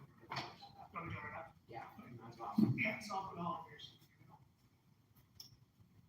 So we did have a case come up where we had a homeowner that had a vacant home that he was remodeling. We showed up to change a meter as a stop meter. Thought it was a stop meter, just it was vacant because he was remodeling it. At the time, our employee, the water was off when he got there, but he checked for leaks, he never turned the water back on. It did have a leak inside the house, it leaked for about 7 days. Before the homeowner came back and figured it out, fixed it. He called us out there, we took a look at it, we got Dave's carpet cleaning to come in, was able to save the carpet, no issue. He did lose the back floor. It was laminate tile, it was pretty warped. So we met with him, with myself and Randy, and we went over what the cost would be to repair that. He showed us how much he had left over, he said he would do the work. So he came at about a agreed price of about $2,000 to do the work.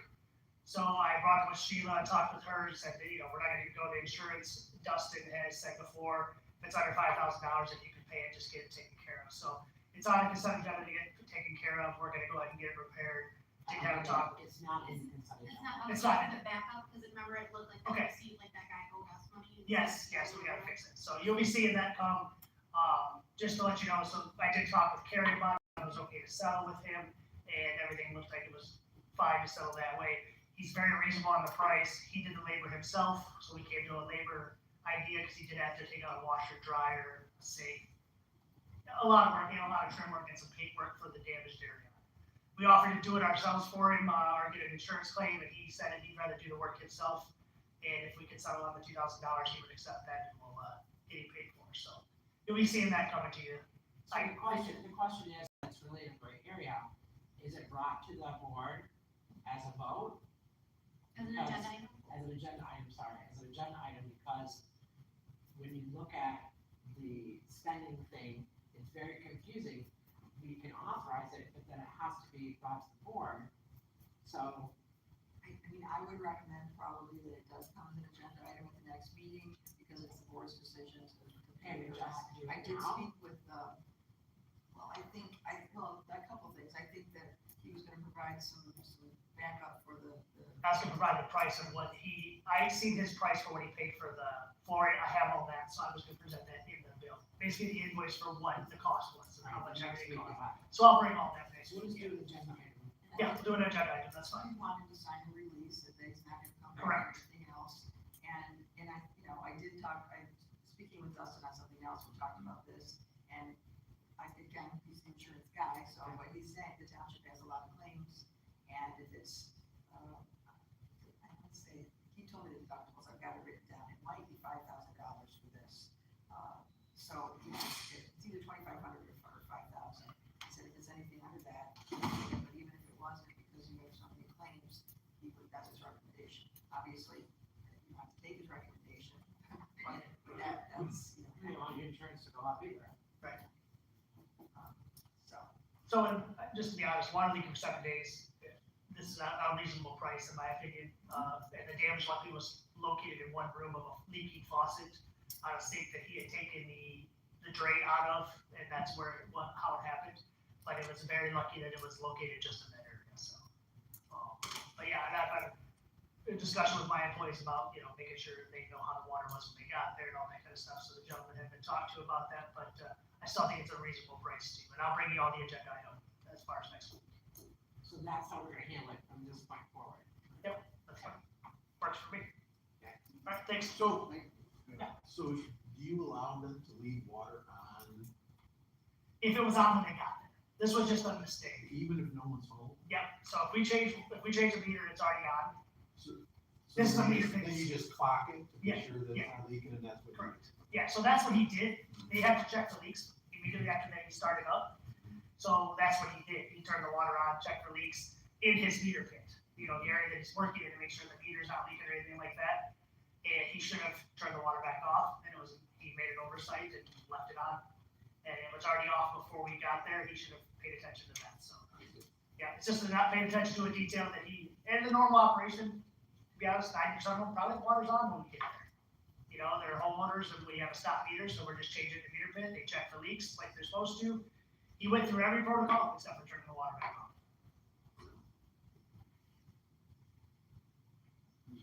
Okay, thanks. Thank you. Okay, last week, we had two residents call. Furious, I thought we were going to have a very ugly situation, so I went over there. They were dumping on North Stony Creek by 75 on the cul-de-sac. There were 6 semi-loads dumped on the road. So they blocked the road, held, they got the sheriff come, I got a hold of the road commission, Matt Snow come out, they were there. We talked to the guy, the trucking company who was coming out of north side of Detroit down. So my concern is, what was it?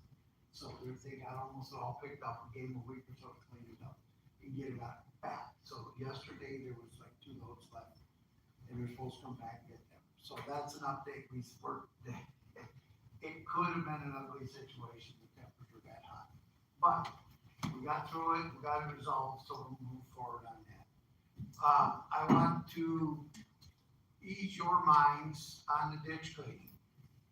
The ditch cleaning on Newport South started a year ago at the railroad tracks, came to the corner. What is going on is maintenance for the road commission, the rest of the way. The culvert back by Atlas Movie was 2 inches below the bottom of the ditch. This assessment's been a 3-year process, nothing new. And we started at one end to drain to the other end. This is maintenance on the road, no different we did on all these other roads, and no different Stony Creek. I like to make sure all our roads get taken care of. And number one for roads maintenance in life is drainage. If we don't drain the roads, we have mud. And then the bush and vehicles break the road up. We drain the roads. I explain it like a wet sponge. You put a road on a wet sponge, what's a wet sponge on? It flexes. A dry, hard sponge is rigid. If we drain the roads, we don't have a wet sponge. So ditch cleaning is gonna go on through the whole township. And yeah, are they not happy that I have to make sure we get our due share? Yes, because that's part of what we have.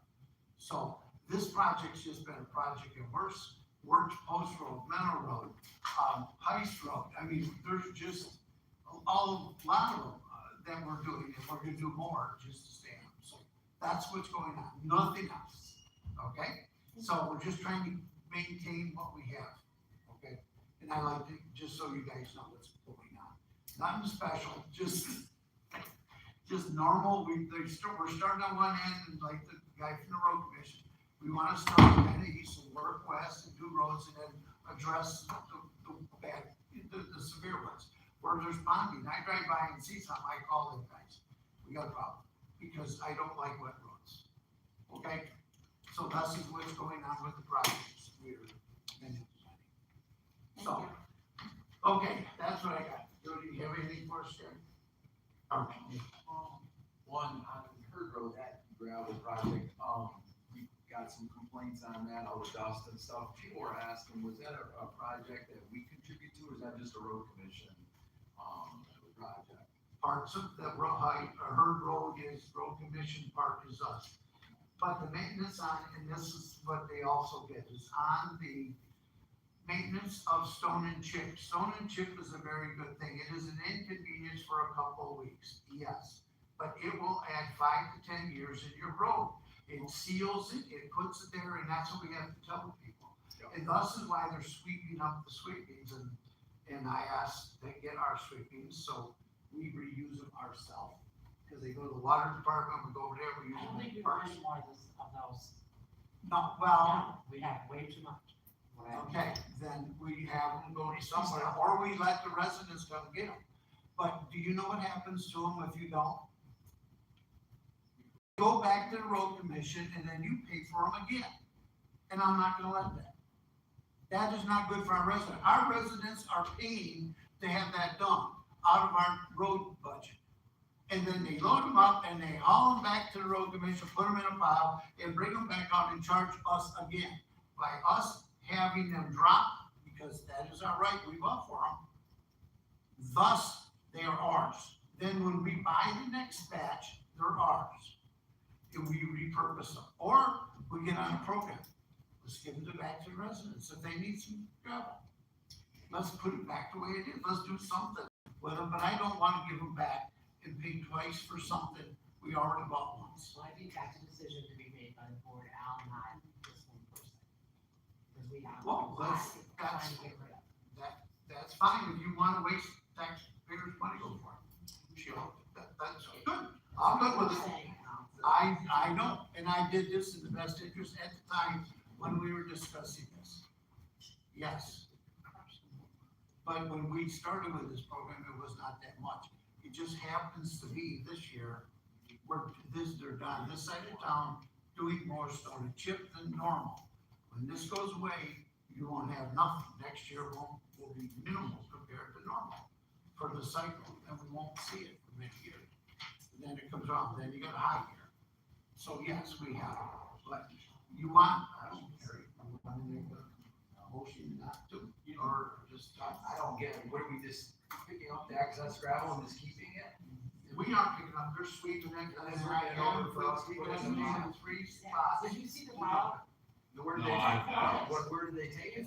And honest, it's endless, it's ridiculous. We went, but you haven't been there lately, because what we did is they went in and the DPW leveled that off in the parking, so now when people get out of their cars, they ain't stepping in the mud and grass where they park. Now it's on the ground. We're repurposing it, Yes, basically. we're and repurposing filling it in. So what are you thinking, what's the downside of that are we missing? There was a big pile that they had a lot. There was a pile, is the pile you're speaking of the one that's out on the western portion of the Kiwanis Park, like closer to the creek, or? Yeah. I Rich, think do you have a picture of it? Within that corner where like you go down driveway and turn, Yeah, it it was was right over 15 the truck. Like down the hedgerow and then. Let Rich show It'd you. be a dinner thing. You eliminated a mud problem, right, or no? No, we removed most of it. We got it all out of there now, so. But it was too much. We had to We did stop not it. expand the parking lot, we just we filled in some. Filled in the small spot. stuff. The road commission does this regularly also. If the township can't use them, they have a list of residents. You can call the road commission and say, I'd like those, and they'll dump them in your driveways. They won't level them, but they'll dump them in your driveways. Oh, I've never seen one that big. Yeah. That's what I'm saying. But yeah, I don't want that, I don't want mine to get it. That's, I think, I my was just saying, biggest put too much down so they sweep it up. I mean, it's, in all actuality, it's not like we're paying for it twice, they just put more down than they need, they don't wanna sweep it up. Like for the residents of dust, but they had the dust was gonna continue, but the dust is really settled down. Yeah. It's gone away. When I talked to them on that day, you called me, they seemed. Better ones, and Now now it's it's like, well, mitigation, like 2 years okay, ago, good, good. Is there something that still needs to be decided now, or is that resolved? Well, I would say just do it every year by year, because if there's gonna be like 5 loads, we'll take it, it's not a problem, we'll find places for it, but when it was 15 loads already, and they was talking about bringing more, and we had to put a stop to it. That's too much, it's already overloaded, we have so much of the water plant right now, it's probably 20 feet high. Stacked up, so on a normal year, like, even like Al said, on a normal year, we don't get any, or we get very little, but this is just, this year, there was a lot of projects, and So it was we crazy. need to talk about it ahead of time, They'll call automatically. right, it's one person. So if they call and they tell us that, they're gonna probably have like 5 or 7 loads, that's, we use that for film material for us, it's not an issue around the piping, that's what we use it for now. But if it's a year like this year, where we already have 15 loads, the water plant's completely full, and he still wants, we have to just say, well, give it to homeowners or whoever else is on the list that wants it at that point. So I think we take it case by year, to be honest with you, I wouldn't put a stop to it, but I would just make sure we clarify how much she's gonna be bringing. And asking that question, how many loads you think you're bringing, how many loads you doing in Frenchtown, so we can kind of get that idea. So would they have brought it right to where you wanted it? They do bring it to wherever you want. So you could have had it brought to wherever it is. We had it now? brought to the water plant originally, and then Dave got to it before I did, he said, just drop it at Kiwanis. And we already dropped like 10 loads before we realized it was a Kiwanis, which isn't a big deal, we can fill in those Well, holes. It's a deal, you pay. Yeah, You we keep, paid now. when you lift rock, you pay. Yep, so now we're moving it, we're hauling it out. That's right. I mean, it only has so much value, you don't wanna keep putting more money into it. And that's what I said, at that point, we were like, that's enough, no more, can't do any more this year, so. They did drop that blue trophy. They would have, yes, they would have if we'd have let them drop anymore, but we said, I'm not hauling it all anymore. So. But yeah, next time they'll drop it at the water plant. Good. We shouldn't have a problem.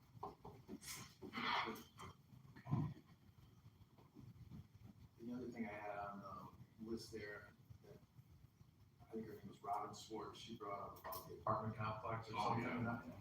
Are we aware of what she was talking about? Should I write? She's asking for rental inspections. Yeah, right. And that is in process. That's It's taking longer than we would have hoped, but once that's implemented, that's gonna be a Is great there a program. specific place that? She was talking about some. I will say, I don't wanna say it doesn't matter which one she was specifically Okay. talking about, because all apartments, all rental facilities would be addressed across the board. And it's a huge protection for landlords and tenants. I mean, it really, maybe more so on the tenant side. I think it has been brought to our attention that some of these landlords that let their tenants live in some pretty decrepit. We may need to contract them, out the inspections, I mean, That's part of Or the. cumbersome to Well, get all this done, That's the. but it needs to be done. That's the stage we're in right now is outweighing hiring out an outside firm and just letting them collect the fees or putting a dollar and cents formula together, because some of our internal discussions have started around, if you hire a full-time position to administer that work inside, there's some duplications in that position's responsibilities that can overlay with blight, and it's revenue generator as far as paying that employee's time.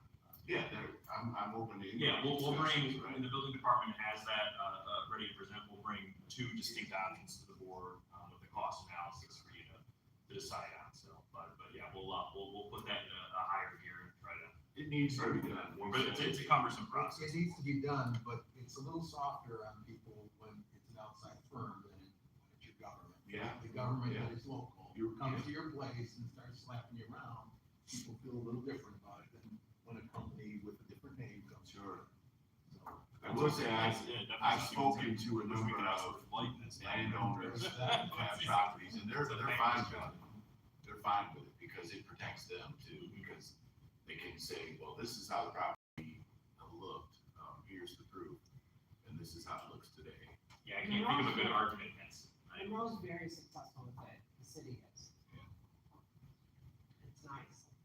It's actually a nice selling feature to say, hey, it's. Well, it's excellence, it's fine. and it protects the tenants too. I mean, we don't want the people who are renting, that people don't typically rent because that's the ideal situation. They rent because they don't have any other choices, and I don't want that to be their whole reason they're, left out to dry. So another thing on there, I think we've made it pretty clear, but I just want to get clarity myself from the board on this data center, because people keep asking about it. I think we made it pretty clear that we're not considering a data center on the golf course. Am I missing something or? We want a public comment to know that it ensure to them that you're for sure gonna do this, because a lot of them outside that don't come feel like I said, someone the other day said that. Sean, I think what's tough is it ends up being a complicated topic, like, the township has, full control over 1500 North Dixie Highway, right? We can all give our opinion that we are not on board to sell any piece of that land to a data center. That's totally within our parameters. To come out and say, there will never be a data center in Frenchtown Township at all, it would put us into a potential legal jeopardy. I will say on that front, if you were concerned, on top of it, is private properties in the township. No data center is allowed in our community due to the moratorium. It is not a permitted use right now. So, we still have X amount of months left on that moratorium. It'll likely be extended, as it doesn't seem like the ordinance is ready to act on at that point. And when an ordinance does come forward, that's what's gonna affect and dictate where those could go, how they would be restricted. And the goal is to, you can never say you're trying to put an ordinance in place to prevent something, but you can put restrictions in place in that ordinance to make sure if it does come in, it's done as well as possible. But, yeah, as far as 1500 North Dixie Highway, is concerned, I feel like we've made it clear. You can say that, no, you can even say that public, as far as 1500 North Dixie, just that. I'm just saying, so we can put it somewhere and be like, hey, guys, calm down, they are really meaning this property is not. That's what I was asking. Carrie, what would that look like? Would you think that's an appropriate? Is there a motion that should be made for that? Is there would it make sense for you to author a statement and we put it on our website?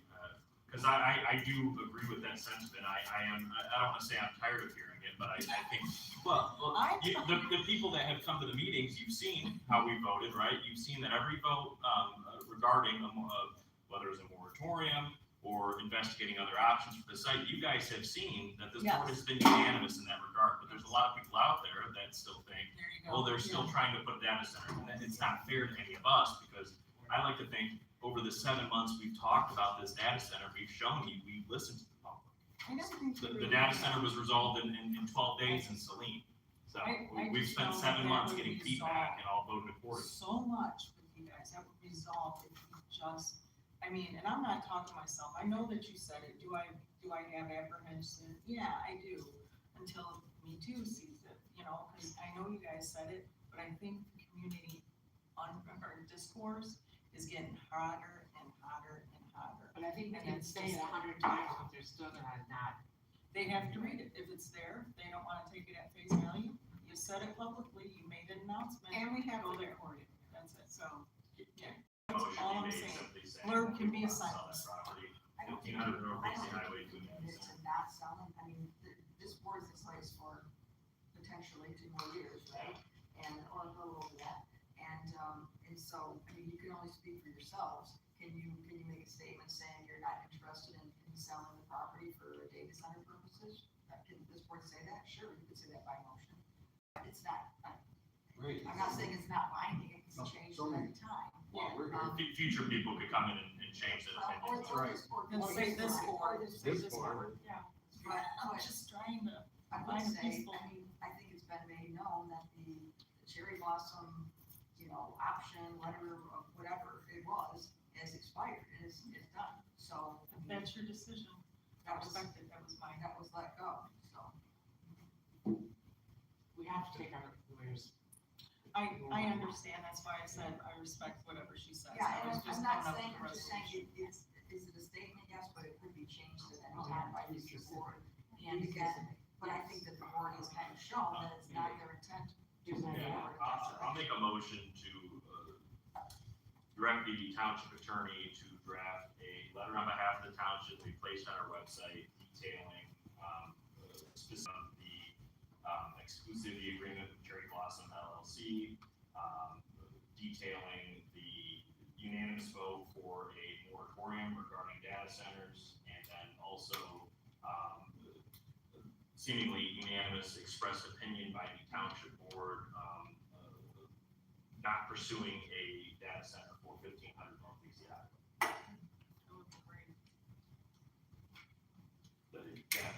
Kind of where you were going with that, Gary, is that? So I'm pretty sure that Cloverleaf still had the cherry blossom on their website, and As long as they they say did, it. didn't they? They say it publicly. Yeah, we can't control what they do. We've gotten rid of all of their literature on our. What were you, I'm sorry, Kurt, what did you say? Cloverleaf still had cherry blossom and Frenchtown linked on their website. The last I had checked, this could have been updated since then, but this was maybe like a week or two ago. We would have to ask them to remove it. They have no contract, that would have allowed them first right to refusal or anything. None of that exists now, so. Well, I'm just letting you know that Yeah, they well, I did mean, have it on just- their website, so it was there. I'm just saying, maybe Yeah. contact them and let them Yeah, know. no doubt it probably is. Let them know, I think this is a good. And I think everybody agrees on this. You got a motion of support. I know our treasurer couldn't be here today, but I know she shares his sentiment, so, she agrees with moving on from, that particular location, which is the best opinion we can give as far as opinions, so. Thank you for doing that. Yeah. Roll call, sir. Mr. Van Washenova. Mr. Clevs. Mr. Cobb. Yes. Mr. Bryant, yes. Mrs. Bustle. Yes. Mr. Yost. Yes. Okay. And we'll put that on our township website. I just got one other comment on economic development, and Mr. Smith brought up that, financially, Frenchtown is good, and but our schools are, I'm very passionate about schools. Jefferson schools for money really bad, and basically it comes from the tax dollars, from economic development in our community, or from the citizens, because they gotta raise, or businesses, because they gotta raise taxes, so that's why we have to look for some kind, obviously, we're not looking at a data center here, but we gotta look for economic development, because all the other fire department needs more money, the sheriffs need more, money. It all comes from It our just base. seems to me like it's just a never I know. ending thing, like Because it keeps climbing. everybody sees Frenchtown on their tax bill. We get to keep as Frenchtown, approximately 17% is all we keep. All the rest goes to the county entities, the ISD, like for example, they get a big chunk, probably a majority of a big chunk of the money goes there. The county gets a big, but it's all on on Frenchtown's tax bill. So, 17%.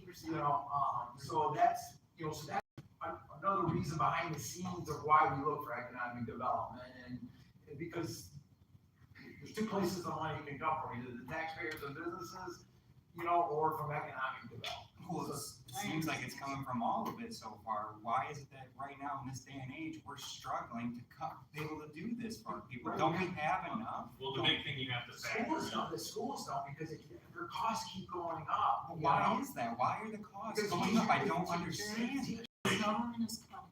Yeah, The government. this is insanity. You know, they And used to just just have that- teachers and principals, and- now they have to have social development people.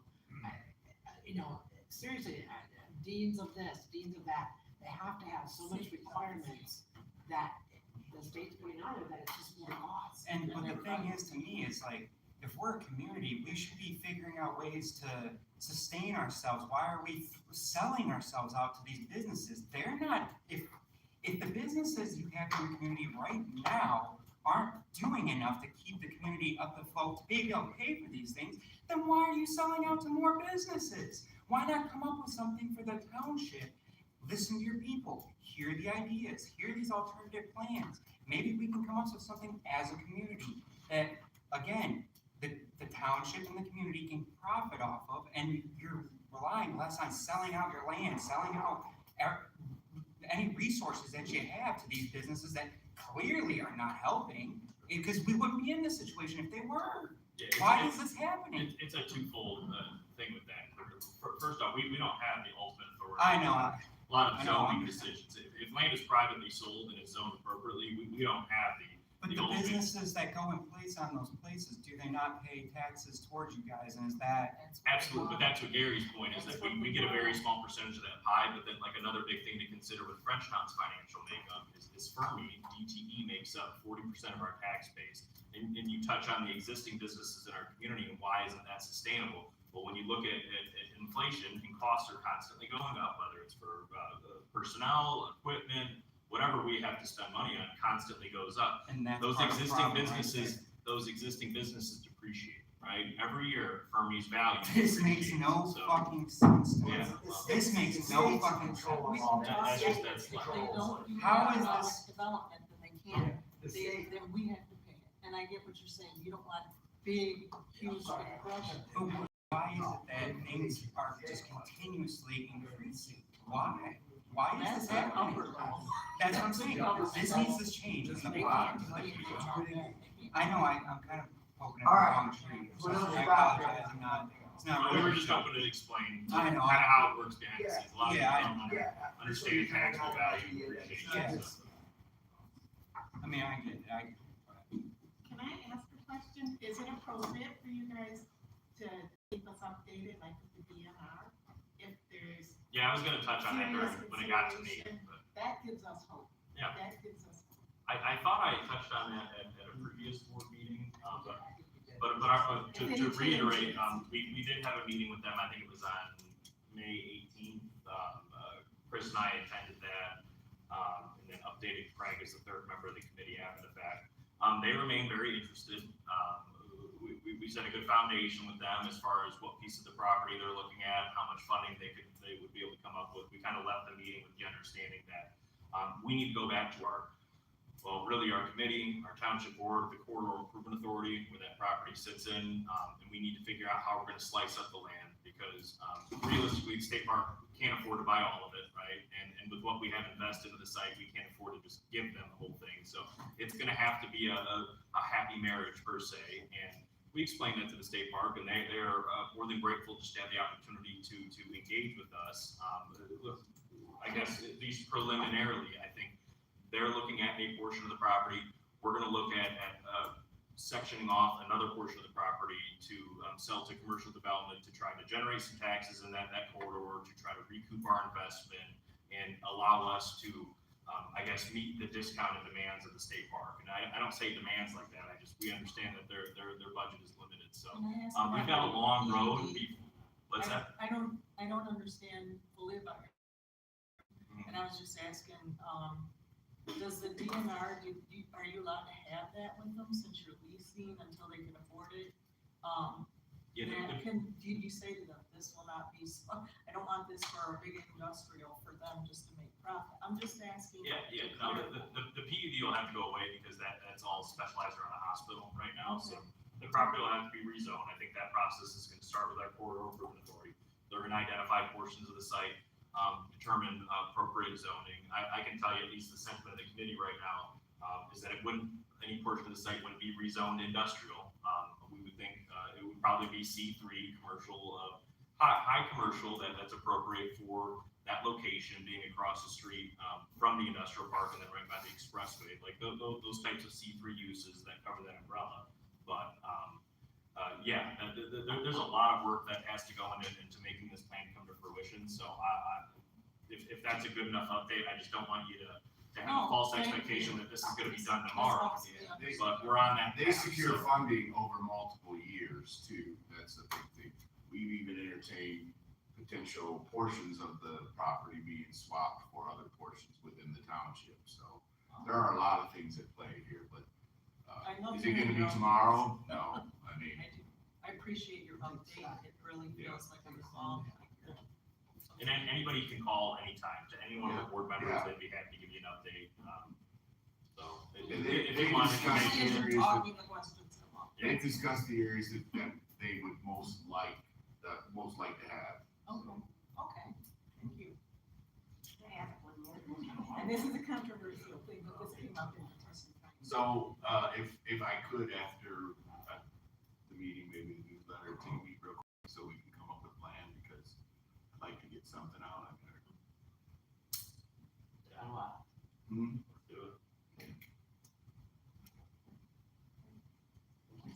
That's all I'm gonna say for today. Great. I don't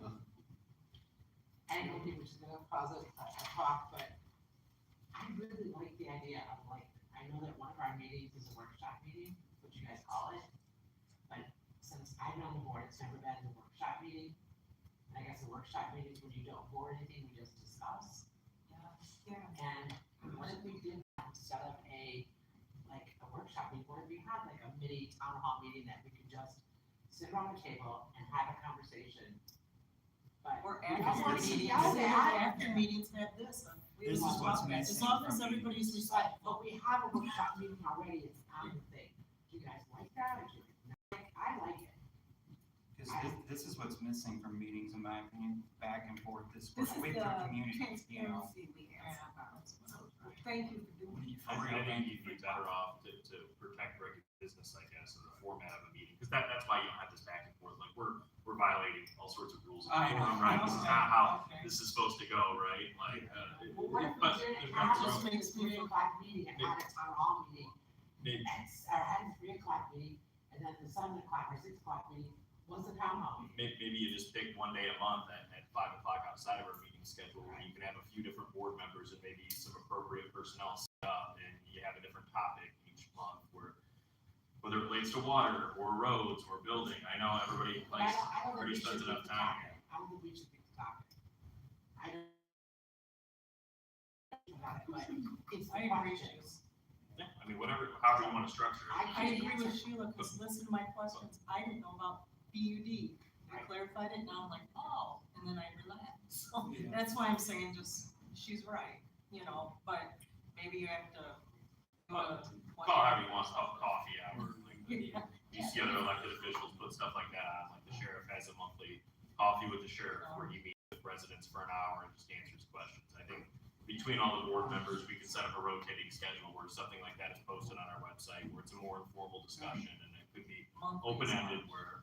Monthly is, but like I said, you guys are bored. I don't wanna just talk about this, I do wanna do it. You could have an agenda, what, you know, I mean, A like. little agenda, yes. You know, so But you not know what, just you know, the answer some great, you know, questions, but it's good to be prepared, to make it a worthwhile meeting. At any meeting, even though the board in the past has always had, I think, old days used to have a workshop meeting, I think it was the 10 o'clock meeting, we sat in the back of the room, and even though you typically wouldn't make motions and conduct business, it was discussing things. I mean, at any board meeting, you could make motions to take action, that's what's. But if that's we what's don't for. have, It's the if we don't board's call a meeting board to meeting, conduct business, and that's what the law requires, the board has to conduct business, there's public comment, there's required an opportunity for public comment, this board provides 2 opportunities, and so. okay, but if we have to have a special board meeting, that's like a town hall, so that we don't have to worry about there being a quorum. Because I'm sorry, but I can't answer some of the Well, even if you drain don't stuff answer a that- question, unless the board makes a motion, that's just your opinion. You don't speak for the whole board. Right. Nobody speaks for the whole board unless there's 4 votes or 3, depending on how many are there. But I'm saying, if we have a town hall meeting, here, only 3 of us could attend. And if we, maybe, I'm like, if we had it, I don't. That was my point on the different topics, because I think everybody's busy enough, like, you could, board members or professionals could sign up for each slot depending on the I guess, specialty of that meeting. Some things that I would probably be more interested in talking about versus things you'd be interested in talking about. I don't think we need to have all 7 members there to sit through things that, Or maybe maybe don't. people can email some questions looking at your agenda, and then you say it. I mean, Yeah, I that's a good just idea. like the open conversation because it creates a trust. Oh, and that's what I answering want. emails during board meeting. But, no, I mean, I'm just saying, this conversation, I would have never thought to ask Kyle about that PUD. I would have left and been like, now I don't know. So that's what I mean. I like the transparency that we're seeing, that's all. And that kind of like coffee hour or whatever.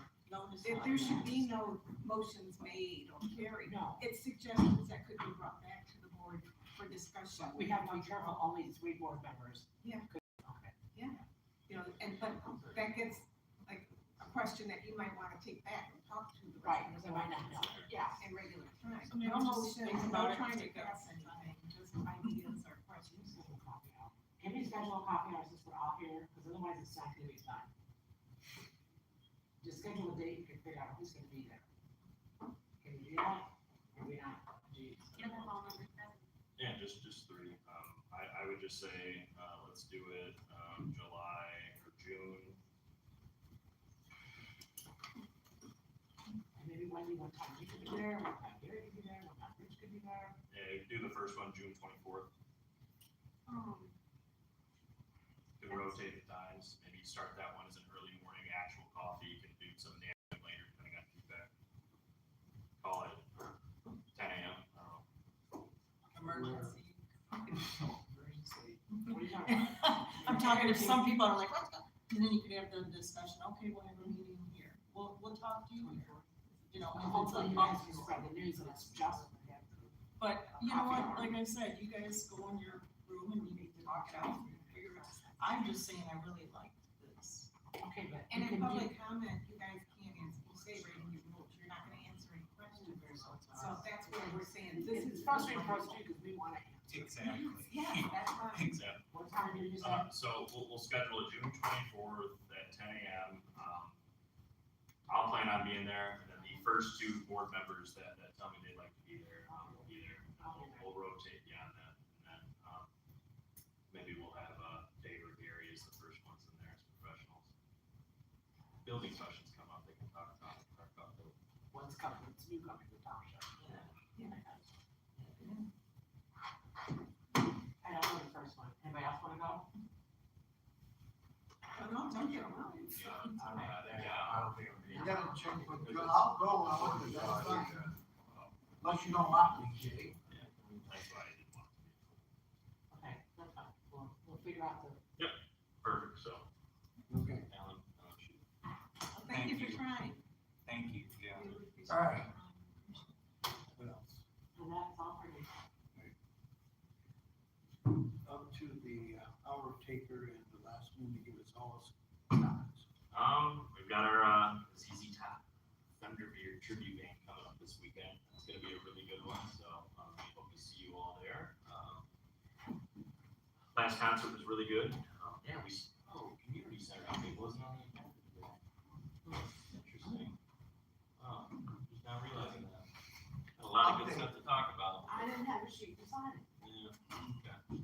Sorry. Last concert was very good. Queen went over very well. We've taken more public feedback. We're doing different things with the alcohol sales and the food trucks, bringing some more food trucks. We're in the process of getting some quotes to help kind of protect the patio one way or another. We've got a couple different options that we'll be bringing to the board soon. You talk about TV. Yeah, everything, TV, That was fencing, amazing. maybe awning, we're Yeah. talking about a few different things we'll bring people on the patio, it's really hard to hear and to see. It'd be nice to have a big, TVs out there. No, we're taking all your feedback into account. Neighbors gonna complain. Be nice. Alright, but with that, I don't think I have anything else to talk about, so I'll, make a motion to adjourn at 12:09 PM. Or, all in favor, say aye. Aye. Opposed, same sign. We're adjourned. Guys, let me, I don't want to figure it out. Foot trucks, you know, gravel, put down, you know, I see it all the time. They look funny. You know,